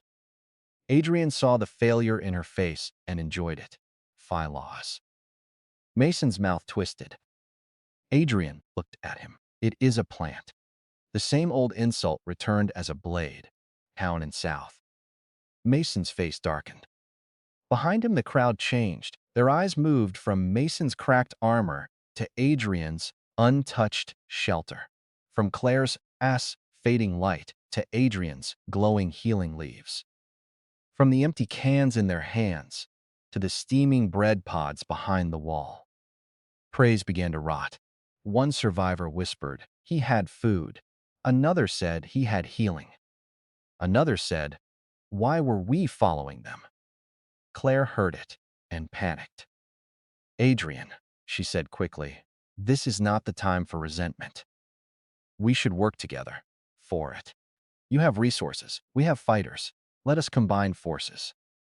Adrian's gaze slid to her. Combine. Claire flinched. Yes. For everyone. For everyone, he repeated, cradgering in the chorus. A crawler leapt toward the crowd. Adrian flicked his fingers, found lost. From the narrow slit, it crossed the tunnel, faster than a thrown spear, pierced the crawler through its stomach mouth, and pinned it to the ceiling. The monster thrashed, crawler folded inward with a crunch. Then the root withdrew, dragging the corpse into the wall. Voss drank it. On Adrian's side, a new shield bud swelled. Frustenflal. On their side, the crowd stared at the place where the monster had vanished. Friend loss. All night, he had nearly died. To kill those things. Adrian had killed one without stepping through the door. I heart. Not with a speech. With comparison. Claire's light flickered. Evelyn's thread sagged. Helena's lips parted. Frust lost. You slowly turned his head toward him. Mason bared his teeth. Shut up. Another survivor whispered. You laughed at him. Claire tried to speak, but a child pointed through the slit, the last of her halo. The crowd surged. Not toward monsters, Claire. Toward Mason, toward Evelyn. Helena. Open it. Tell him to open it. You know him. You made him leave. You said you were saving us. Mason punched a man to the ground. The crowd recoiled. Hard. It then surged harder.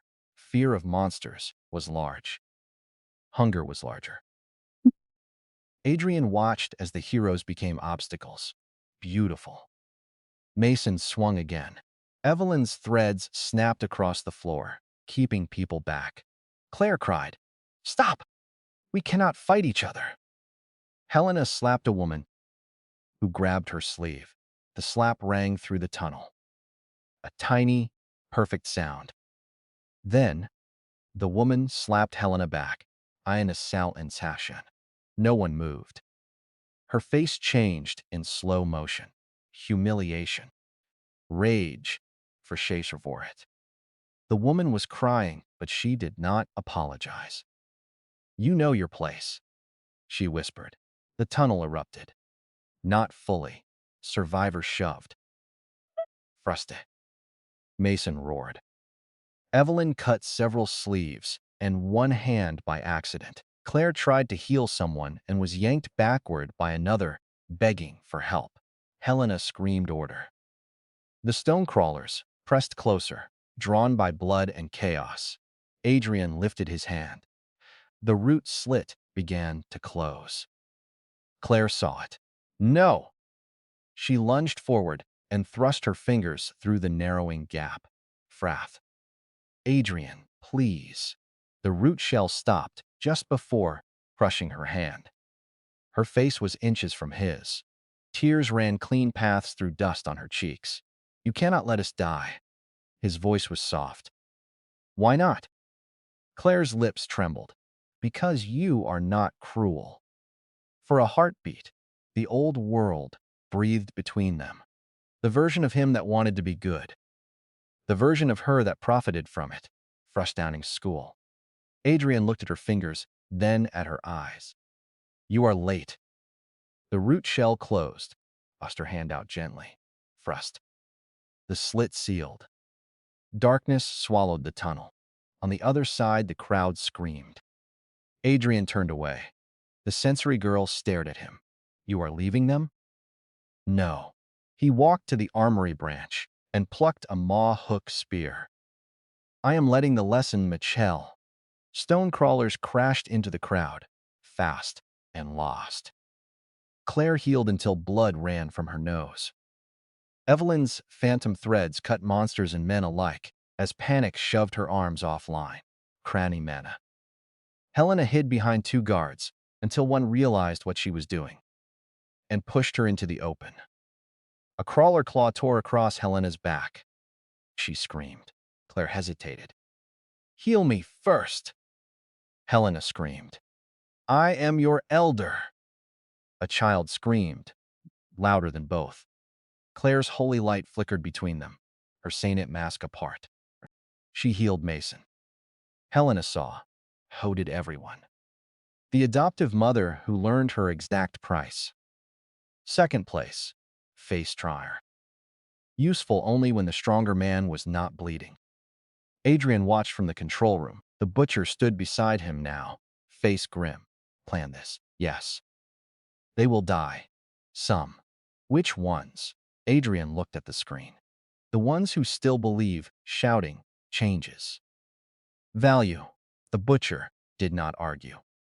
In the tunnel, the old man's infected daughter was nearly crushed under the surge, fouling with eye. At the sealed wall. Then at Claire. Then at the monsters. She did not beg. She picked up a broken pipe and stabbed a crawler in the eye as it lunged for a child. The strike, but it bought a breath. The sensory girl beside Adrian whispered, That one. Adrian had already seen her. Fied. He opened a root seam beneath the girl and the child. A vine snapped out, wrapped both of them, and dragged them through the floor before anyone understood. They landed in the outer intake chamber on Adrian's side, coughing and terrified. Hackins in the south. The surgeon. The surgeon rushed to them. The infected daughter clutched the pipe. Adrian's voice came through a wall root beside her. Choose now.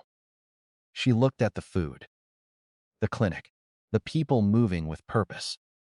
Then she nodded once. Good. The route seemed sealed. Back in the tunnel saw two people vanish into salvation. The door was not locked. It was judging. Thoth. That realization crushed them harder than hunger. Some began fighting monsters with sudden courage. Others tried to crawl over bodies toward the wall. A man screamed Adrian's name, though he had never spoken to him kindly. A woman cursed Claire until Claire sobbed. Mason's bone armor finally shattered along his left arm. A stone crawler bit down. He roared as teeth sank into flesh. Claire blasted holy light into the wound. It slowed the bleeding. The arm hung useless. Mason looked at the sealed wall with pure hatred. Adrian. The wall opened again. A narrow slit. Enough for a conversation. For it. Adrian appeared. Mason staggered toward him, dragging his ruined arm. Past it. Adrian looked past him. Another crawler approached. Mason knew it. He hated needing it. Adrian said, No. Mason spat blood. Frustaeus. Adrian's eyes moved to the cracked bone plates falling from Mason's body. And now? Mason lunged at the slit. A root shot out and stopped an inch from his throat. Not killing. Just stopping. The tunnel, Saw it. Mason saw it too. The strongest of their district froze before a root. Haraditsasal. Kneel. Mason's face turned purple. Claire gasped. Adrian, don't. Helena, bleeding and shaking, stared with a strange hunger. Even injured, she wanted to see someone else lowered first. Mason trembled. Color came closer. Adrian waited. No countdown. Fouls. The absence was worse. Mason's knees bent. Thigh. Pride resisting survival. Adrian watched with the patience of a grave. Fast. A crawler shrieked to one knee. The tunnel inhaled as one body. Processed. Adrian looked at him for another breath, then flicked his finger. A maw-hook spear burst from the wall, curved around Mason, without touching him, and impaled the crawler behind him, fierce a mouth and bit deep. The monster convulsed, then went limp. Mason remained kneeling, alive, humiliated. Adrian closed the wall again. Foul, that was the peak.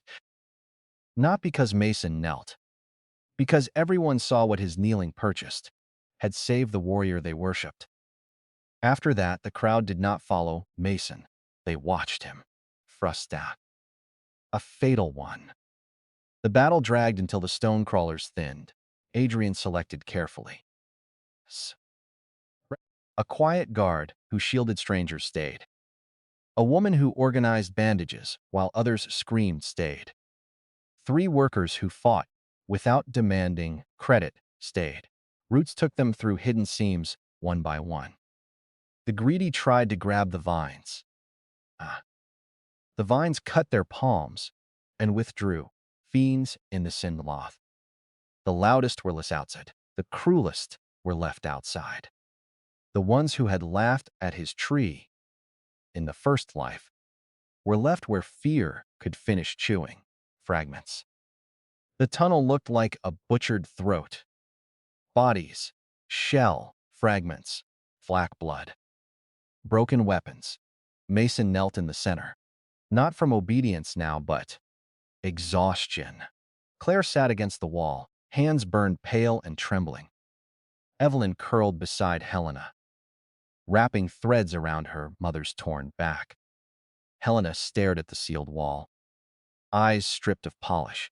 The survivors no longer cheered. Heh. No one called Mason king, Hannah gnawed. Claire's saint. No one asked Helena what to do. Then Adrian opened the wall. Not wide, that. Only enough step through. He entered the tunnel alone. Clean boots touched blood.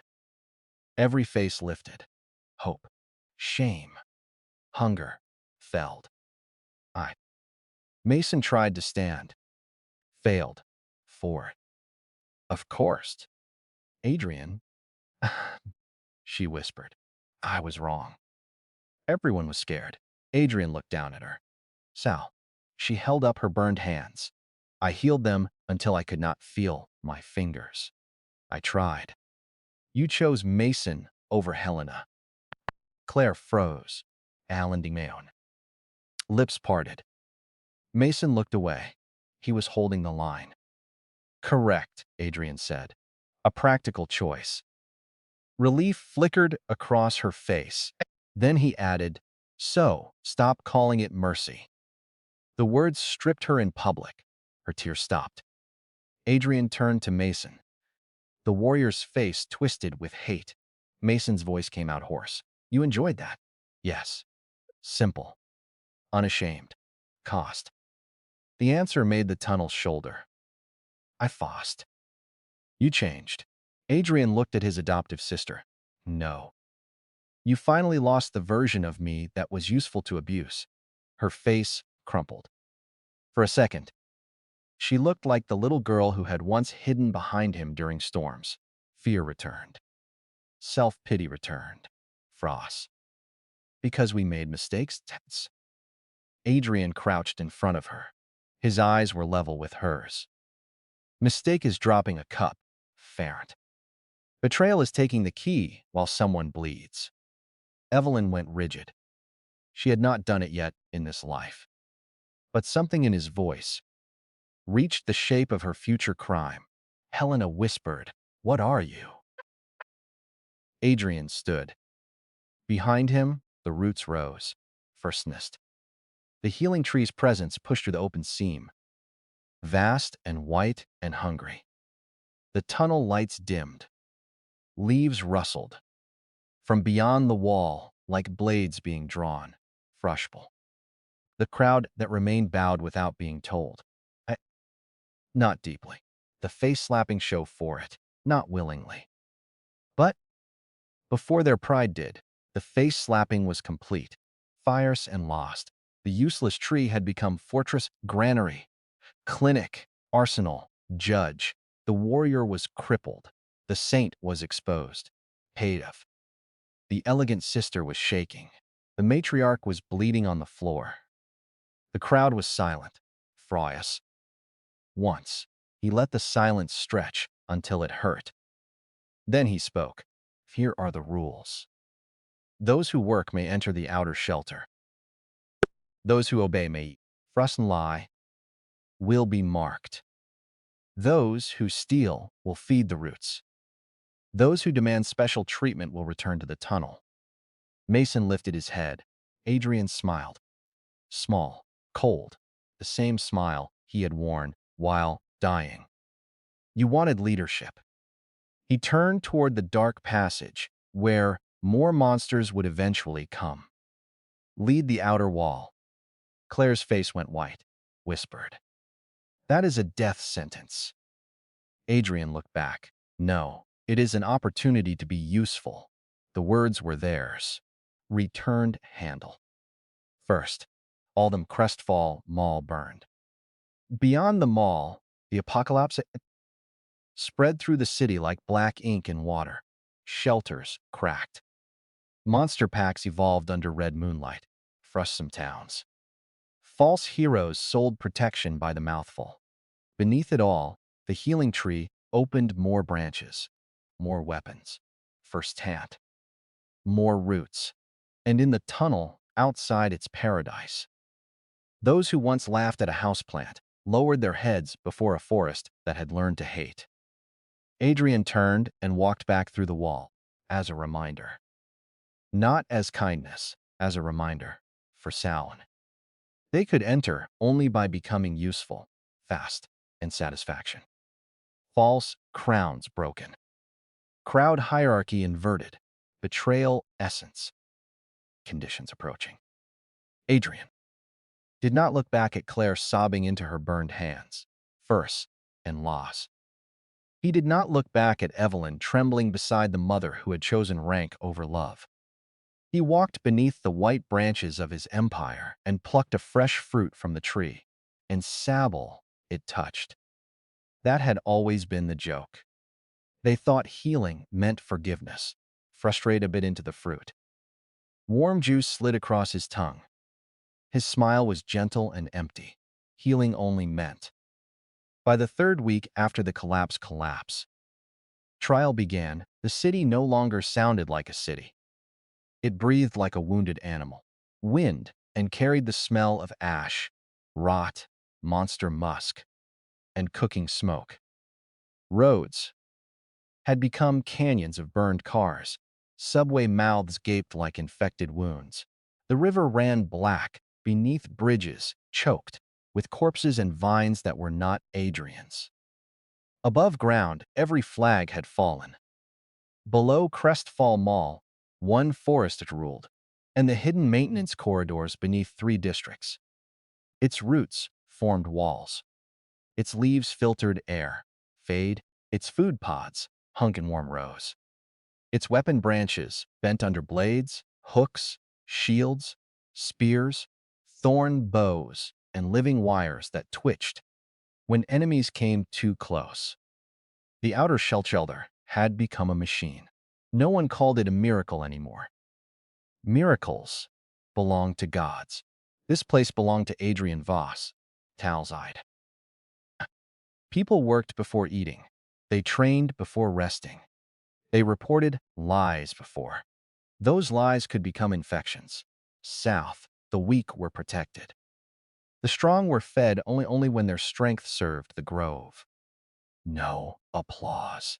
I know saintly souse. No family privilege. The rule carved above the outer hall was simple. Useful lives. Useless pride feeds roots. The first time, someone laughed at it. A vine dragged him by the ankle to the waste pit and held him upside down until he begged to scrub floors. He scrubbed beautifully afterward. Adrian did not need cruelty every hour. Frustan performed the work of 1,000. Shouted threats. Mason Flint learned that faster than anyone. The once worshipped warrior now stood guard at the outer wall where the tunnel met the crawler routes. His left arm had healed badly, because Adrian had allowed only enough leaf treatment to prevent infection, not enough to erase weakness. Bone armor still formed over his body, but it grew uneven now, cracked at the shoulder, ridged over old pain. He killed monsters every day. Frexed Sal. Nobody worshipped him. That was the wound that never closed. Frusted salflation. Claire Vale served in the healing bay, under the surgeon's supervision. Under supervision. The word poisoned her, more than blood ever could. Still shone beautifully. It closed cuts. It softened fever for Tiantrajan Trand. But every patient knew that deeper poison, shattered nerves, monster rot, and marrow wounds required leaves from Adrian's tree. Claire healed surfaces. Her hands trembled more. Edit and Loret. Sometimes when she thought at the healing tree with hunger, sharp enough to cut glass. Adrian always watched. Evelyn Cross managed thread barriers in the outer corridors. She was good at it. Better than she had been when vanity guided her fingers. Hunger and humiliation had turned her elegance into precision. She spoke little now, but her eyes followed Adrian whenever he passed, not with love, and not with hatred alone. Of someone who had lost ownership per sin she had never valued until he became unreachable. Helena Vale survived too, for en-law. Adrian had made sure of it. Her back injury left her walking with a faint bend. Authority sense still flickered in her eyes, but the talent had become a private torture. I think she looked at Adrian. It showed her the same thing. Above, not slightly, above in the way cliffs, not socially, stood above broken necks. Organize. At first, Adrian dissolved them. She tried to advise food distribution. Halved. Adrian assigned her spoiled cloth and broken utensils. She tried to speak of family. Adrian looked through her until the word died in her mouth, and lost. Sorting salvage with hands that had once worn pearls. Loss. No pearls survived the apocalypse. Pride did, unfortunately, for it. So Adrian fed it to her in crumbs and watched it make her sick. Beyond the grove, the city's survivor factions began collapsing toward desperation. The northern militia lost its ammunition. Fraff Houndtown. Fraff. Half-Alf. The hospital infection. The river cult worshipped a mutation that ate its singers. The central shelter, Mason's old stage, became a pit of plague and teeth. It rose without warning on a night with no clouds. Large, frust, wet-looking, wrong. Its light touched every monster in the city and made them kneel. Then it made them evolve. Split into spine wolves with armored ribs and twin tongues. Stone crawlers cracked open and unfolded longer limbs. Affected birds fused into screaming flocks shaped like torn blankets. Garden. Something ancient opened its eyes. The verdant maw, a world boss. In the first life, it had emerged months later. A mountain of rotten roots, human faces, flower teeth, and digestive vines for Talnanden. It swallowed healers into seed pods. It was the reason the last survivors fled the district. Now, it woke early. Fora. Predator's healing tree had her noticed. Predators. The ground trembled before dawn. Casfor. In the control room, Moss. Blood spilling from her nose. Something huge, she gasped. Under the garden district, fruits, so many voices. The surgeon looked at Adrian. The mechanic stopped mid-repair. The butcher gripped his cleaver. Mason, Claire, and Helena stood under guard. Near the outer hall, after being summoned, they all felt the tremor. They all saw the walls pulse. For the first time in days, Mason smiled. But enough. A disaster too large for Adrian to ignore, had arrived, gave him hope. Hope made men stupid, Claire whispered. What is it? Adrian stood before the central trunk, gown and hat. The healing tree's leaves had turned silver white, all angled toward the northern tunnels. The first root spoke in his skull. Rival devourer awakened. Verdant maw approaching. Enemy, corrupt growth, mass digestion false. Healing spores. Root domination. Threat level severe if ignored. Reward royal. Nourishment. Adrian placed one palm on the bark. Can you eat it? The tree trembled. Can wound, can bind. Can consume only after core exposure. From lost. High casual to outer defenders. Adrian nodded. Then we expose the core. Mason laughed under his breath. Est. You make it sound easy. The room went silent. Mason's smile faded, and a das. Adrian walked toward him, slowly. You wanted to lead the outer wall. Mason's throat moved. You are sending us first. Yes. Claire stepped forward. That thing sounds enormous. People will die. Correct. Her face tightened. You are sacrificing us.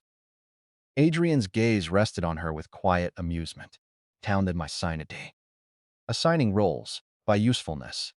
The words she had once used on him returned, without decoration. Claire flinched as if struck. Evelyn clenched her hands. You do not have to keep doing this. Adrian looked at her. What would you prefer? She swallowed. We could fight together. We are. No, she said, voice cracking. Together, not like prisoners. Helena lifted her head. He is our family. He would not truly let us be slaughtered. The room became very still, and nor ow. Adrian looked at Helena. There was no anger in his face. Fast. Family. Her lips trembled. You were raised under my roof. I paid rent with obedience. I fed it. I fed you. You fed a dog and called it generosity when it guarded your gate. Helena's face twisted.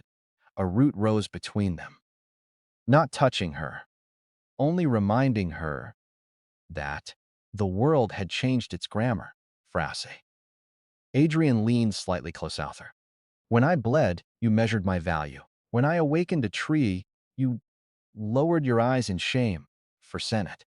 When danger came, you placed me last and called it wisdom. Helena opened her mouth. No answer came. Adrian's voice softened. Fold it. Evelyn's eyes filled. Claire looked away. Mason stared at the floor.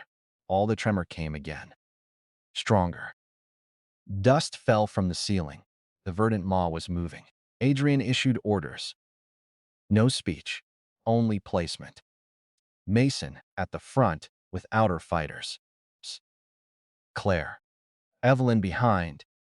Claireless in the field clinic. With leaf reserve she could not touch without permission. Helena in rear logistics, counting bodies and supplies, under guard. Akim Seymour. The butcher mechanic close-range harvest teams. The mechanic. Collapsible barriers. The surgeon prepared emergency amputations. The sensory girl mapped the maw's hidden roots until blood ran from both ears, and Adrian finally ordered her to rest. When the verdant maw reached the mall district, the surface split apart. The ruined avenue rose like cloth over a giant fist. Frosthouse. Flowers opened along them, each one containing human teeth arranged in wet spirals. Faces hung from bark knots, whispering in the voices of people it had eaten. Help me. Mother, open the gate. I am still alive. Claire heard the voices and nearly dropped her light. That is impossible. Adrian stood at the inner command platform, watching through root-linked vision. Sashels, south. Is some sail. The first impact struck the outer root wall. The entire grove shuddered. The verdant maw pushed a feeding vine into the tunnel. Hal Taos. Its tip opened into a mouth filled with petal teeth. Mason met it with a roar. His bone armor flared. I maw hook. He struck, grown by the tree he hated. The spear bit. The vine screamed. Hasi Seth, not like a choir of children. Burning? Mason staggered. Phantoms, threads, snapped around the vine and sliced deep. Black-green sap flooded the floor. Fighters cheered, sprouted. Teeth. 3 men died.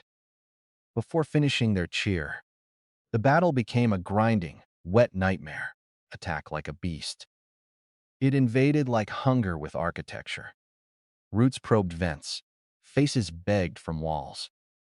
Flowers spat digestive mist. Fist gnaw. Vines dragged the wounded toward mouths that bloomed from the floor. Adrian's healing tree answered with cold discipline. White roots sealed infected cracks, shot from ceilings. Maw hook spears pinned enemy vines. Healing leaves closed wounds and forced fighters back into formation. Frustum sliced, thrust and passed to trembling hands. The grove did not panic. It labored. Hamilton to Samast. Mason fought until his armor shattered twice. Evelyn cut until every fingernail tore. Frust and loth. Claire healed until her golden light became thin and ragged. Helena counted dead workers, dead guards, dead outer civilians, and for once her authority, sense offered no status high enough to protect her from the smell. Hours drowned, fresh for. It broke the first gate, then the second, for Fiddy, Pasaus. Its true body, a trunk of rotten green flesh pressed through the collapsed tunnel. Lass, covered in half-digested faces. At its center, beneath layers of thorned petals, a pulsing red core beat like an exposed heart. Commissaires. Core visible. Royal nourishment available. I little to show for it. Adrian picked up the sovereign weapon that had grown for this moment. It was not a sword. A living axe with a white root handle, a black crescent blade, and a hollow along its edge that drank sound. Its name entered his mind when he touched it. Mercy Eater. Time lost. Adrian descended from the platform. The fighters saw him pass. That was better. Frussen was on Mia. Mason holding back a root with his good arm and broken shoulder. He looked up through blood. For an instant, hatred failed him. Moss alone. He saw the tree roots parting before him. He saw the weapon in his hand. I head trade. His mouth opened. Nothing came out. I lot. Adrian stepped over a severed glow of the verdant maw. The faces on the enemy trunk turned toward him. Adrian. Adrian. Some used Evelyn's voice. Frost. Lestat. Some used Claire's, his own dying voice from the first life. Please, forgive us. Save us. The begging faces split open. Aye. Silence bloomed. The verd vine lunged. Adrian moved. Fact Mason. No elegance. He moving diseased branches.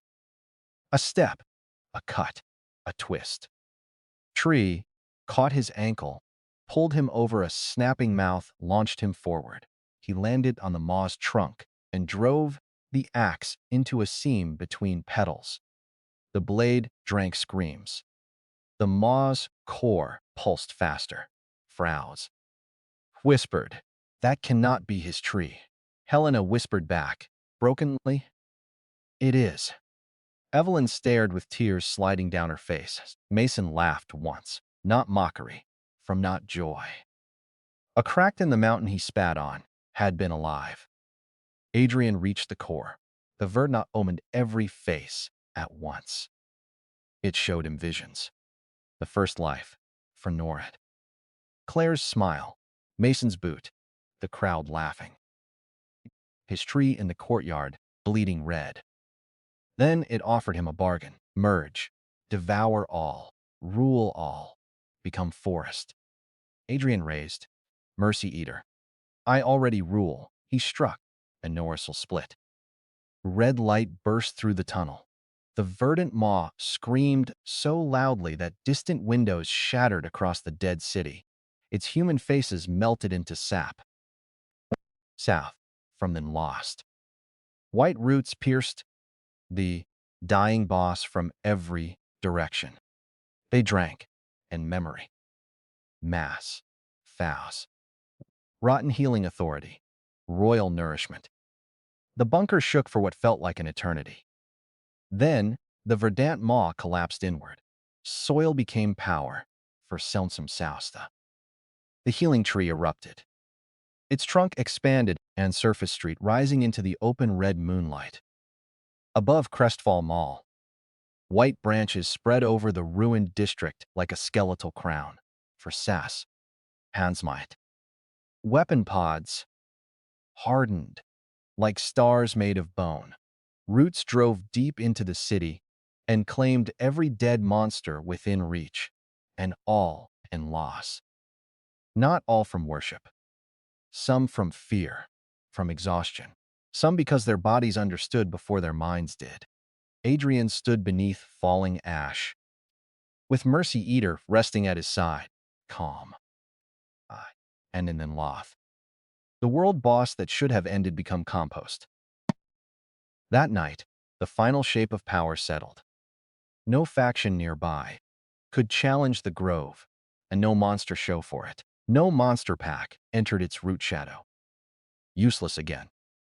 And the four people who once stood above Adrian finally understood that they were alive only because judgment had not yet lost interest. For Soust. Feast. Adrian allowed it deliberately. Maw bread from root kettles. A banquet beneath white branches, while the outer wall still smoked. Those who had fought and obeyed ate first, all with bled for others. Ate well.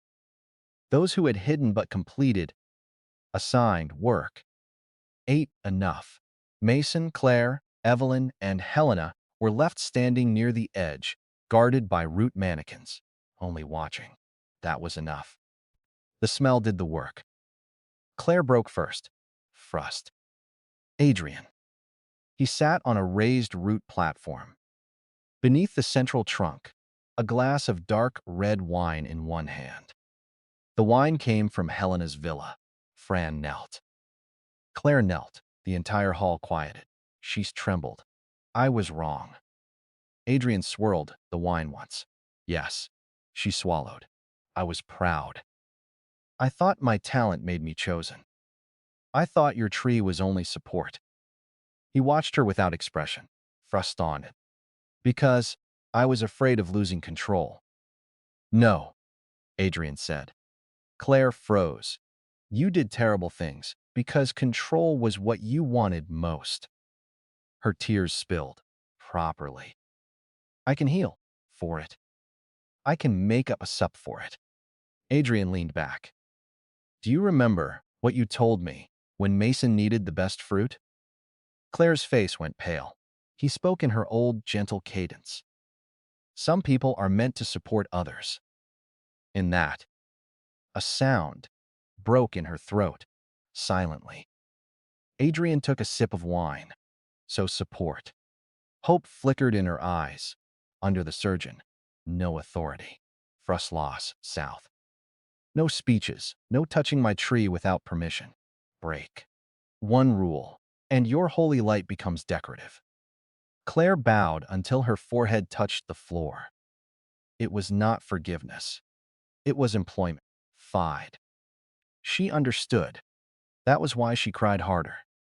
Mason came next because pride could not endure being second, even in begging. He did not kneel at first. Hungs at his side.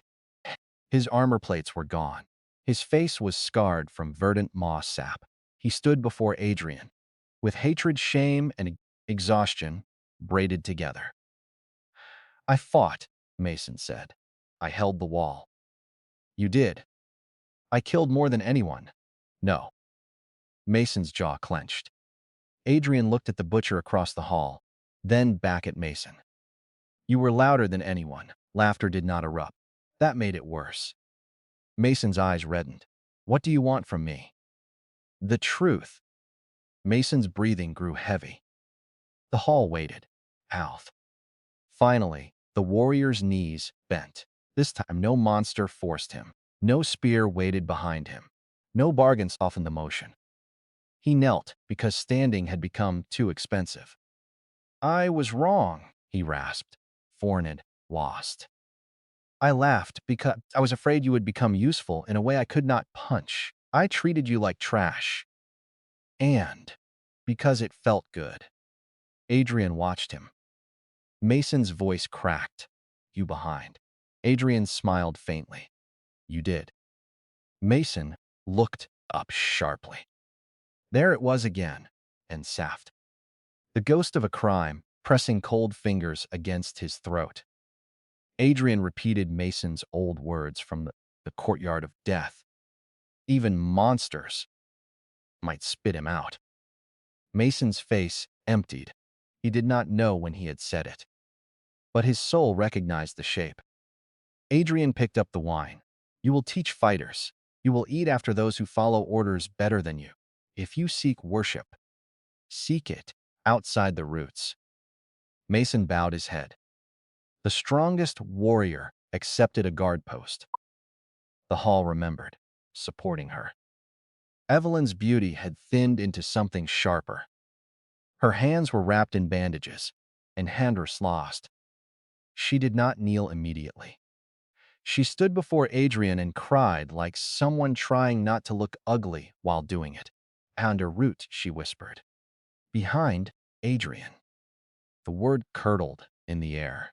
Evelyn flinched. I know I do not deserve to call you that. Correct. She pressed both hands to her chest. You were always calm. You always endured. Fired. To your sacrifice even when they praised me more.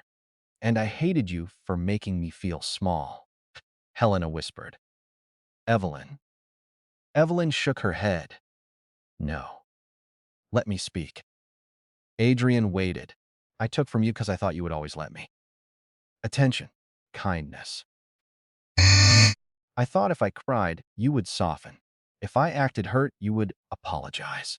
If I blamed you, everyone would believe me. She sank to her knees. Small.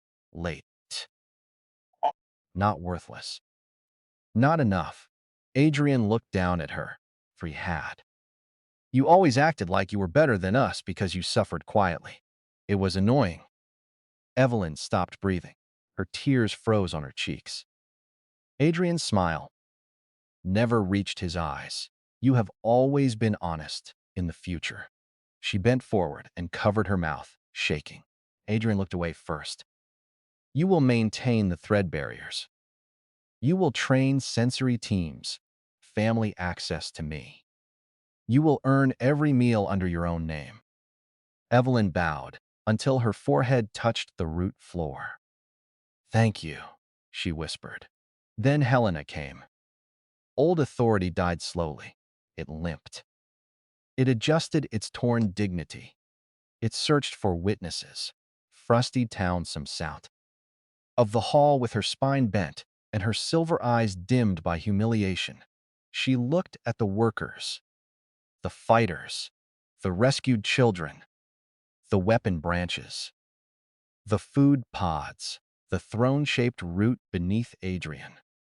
Her mouth trembled. Phi, town and tal. Adrian watched with interest. Pride would have made the ending cleaner, but hunger was a better teacher than dignity. Helena knelt. The hall inhaled, unchanged. Speak. Helena's hands clenched on her lap. I failed you. No. She looked up. Phi. You evaluated me correctly by your own values. I lacked prestige. I lacked blood. I lacked a talent you understood. I lacked The cruelty to punish disrespect. Fire for it. Helena's lips parted. Adrian leaned forward slightly. You did not fail your values. It's failed you. The words crushed something old inside her sack. Her shoulders sagged. I raised you. You housed me. I worried for you. You worried I would embarrass you. I wanted you safe. You wanted me useful beneath safer people. Helena began to cry. That made it closer to truth. I am sorry, she whispered. Adriana, please, let me remain here. Faust. I will do anything. I will sort waste. Frush my noth. Adrian looked at the woman who had once sat above polished tables and discussed his future as if arranging furniture. Then he repeated her old sentence from the night of awakening. Those with greater capacity. It will keep you alive. Helena folded forward as if stabbed. A low sound left her. Fat mouth. The sound of a throne. Covering it. Had always been a chair. Home salony. Wine. Inventory. Waste sorting. Phone family claims. Secoust, if you use my nost. To gain advantage, the roots will remove your tongue. Helena pressed her forehead to the floor. Yes. The judgment was not death. Too generous. That would have been too generous. Humiliation house fed longer. But there were others who received no such mercy. Frest. Were dragged before the root court. The man who shoved children toward crawler mouths begged first. The woman who tried to poison a worker for an extra bread pod screamed that desperation made all crimes equal from Lost. The guard, to let rivals die, claimed he had panicked. Adrian listened to each plea. Then he judged them by utility, intent, and pattern, frusted and worthy. Some were branded and sent to sewage labor. Some lost food rank. Some were expelled with 1 day of rations and no weapons. Fed, no torture theater. Phone and loss. They fell screaming. The roots closed. By morning. Swelled black and bright. Everyone understood the law.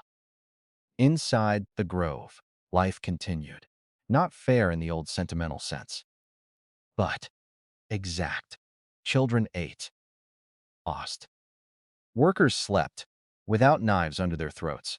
Fighters trained with weapons that grew back, for hen and then sound half. Who had cheered loudest? The soused. The city outside remained a grave with weather. Inside, the white branches spread, for moss. Weeks turned into a season measured not by calendars, but by harvests. The healing tree crowned the mall district and rooted through the neighboring blocks. Its canopy glowed at night, a pale warning visible through smoke. Survivors came. Some were accepted. Some were turned away. Some attacked. Adrian's name moved through the ruins, not as savior, Frederida Shunnelherrit, as the Root Lord. The one who fed workers and buried thieves, the one whose tree grew bread, blades, and medicine. But did remember. Mason became quieter on the wall. He trained new fighters brutally, but no longer accepted praise. Fine. When recruits cheered after a kill, he struck the floor with his spear and told them, noise attracted death. Claire healed without speeches. Children liked her because her light was warm, and has a poor frus. Adults trusted the surgeon more. Claire accepted this with a smile that cracked only when Adrian passed. Evelyn built thread nets so fine that corpse birds broke apart mid-flight and loss. Helena's sorted waste and inventory with perfect accuracy. Authority sense made her excellent at identifying hidden hoards. Adrian used her far as it deserved. Exactly. They lived. They worked. For South. They remembered their place. That was the punishment. One evening, under a sky bruised purple by distant fires, Adrian stood alone on the rooftop garden, where the healing tree had burst through the mall. South. Below, the Grove settlement moved in orderly lines. Smoke from cooking vents curled upward. Root sentries patrolled the walls. Children carried small baskets of bitter pears. Fighters sharpened living blades for some sauce. The apocalypse had taken the world. Adrian had taken a district back from the apocalypse and charged rent in obedience. The first root whispered. Betrayal cycle concluded. Judgment stabilized. Frust housed. Future expansion available. Adrian rested one hand on the bark, pulsed beneath his palm. Once, he had believed healing meant saving everyone who reached out. Once, he had mistaken endurance for virtue. Once, because they wore familiar faces. He looked toward the outer wall. Mason stood at his post, a fan. Claire carried medicine under the surgeon's orders. Evelyn repaired a thread barrier without looking up. Helena pushed cart of sorted salvage, limping but alive. At consequences, Efhaim sows. Consequent the now. They looked smaller than that. Consequences with names. Laughed. The wind moved through the white leaves. Somewhere beyond the district, monsters screamed in the dark. Other factions plotted. Other bosses slept under ruined parks, towers, hospitals, and rivers. The apocalypse was vast, hungry, and still young. Tree needed good.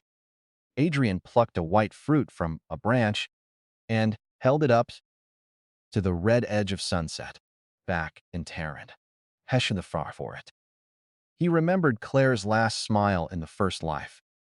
He remembered Evelyn's stolen key counter. He remembered Helena's shame. He remembered the crowd laughing while the healing tree turned red. Then he bit into the fruit. Sweetness filled his mouth. Below him, roots shifted through the city like silent judgment. No forgiveness, Adrian said softly. Fush us, hushed and lost. The branches rustled. No throne for anyone too weak to grow from being buried. Far away, thunder rolled over the broken skyline at the burning. Cold. Gentle. Final. They wanted a healing tree. The roots beneath the city tightened around bones, monsters, secrets, and crowns not yet claimed. So, I healed the world of them.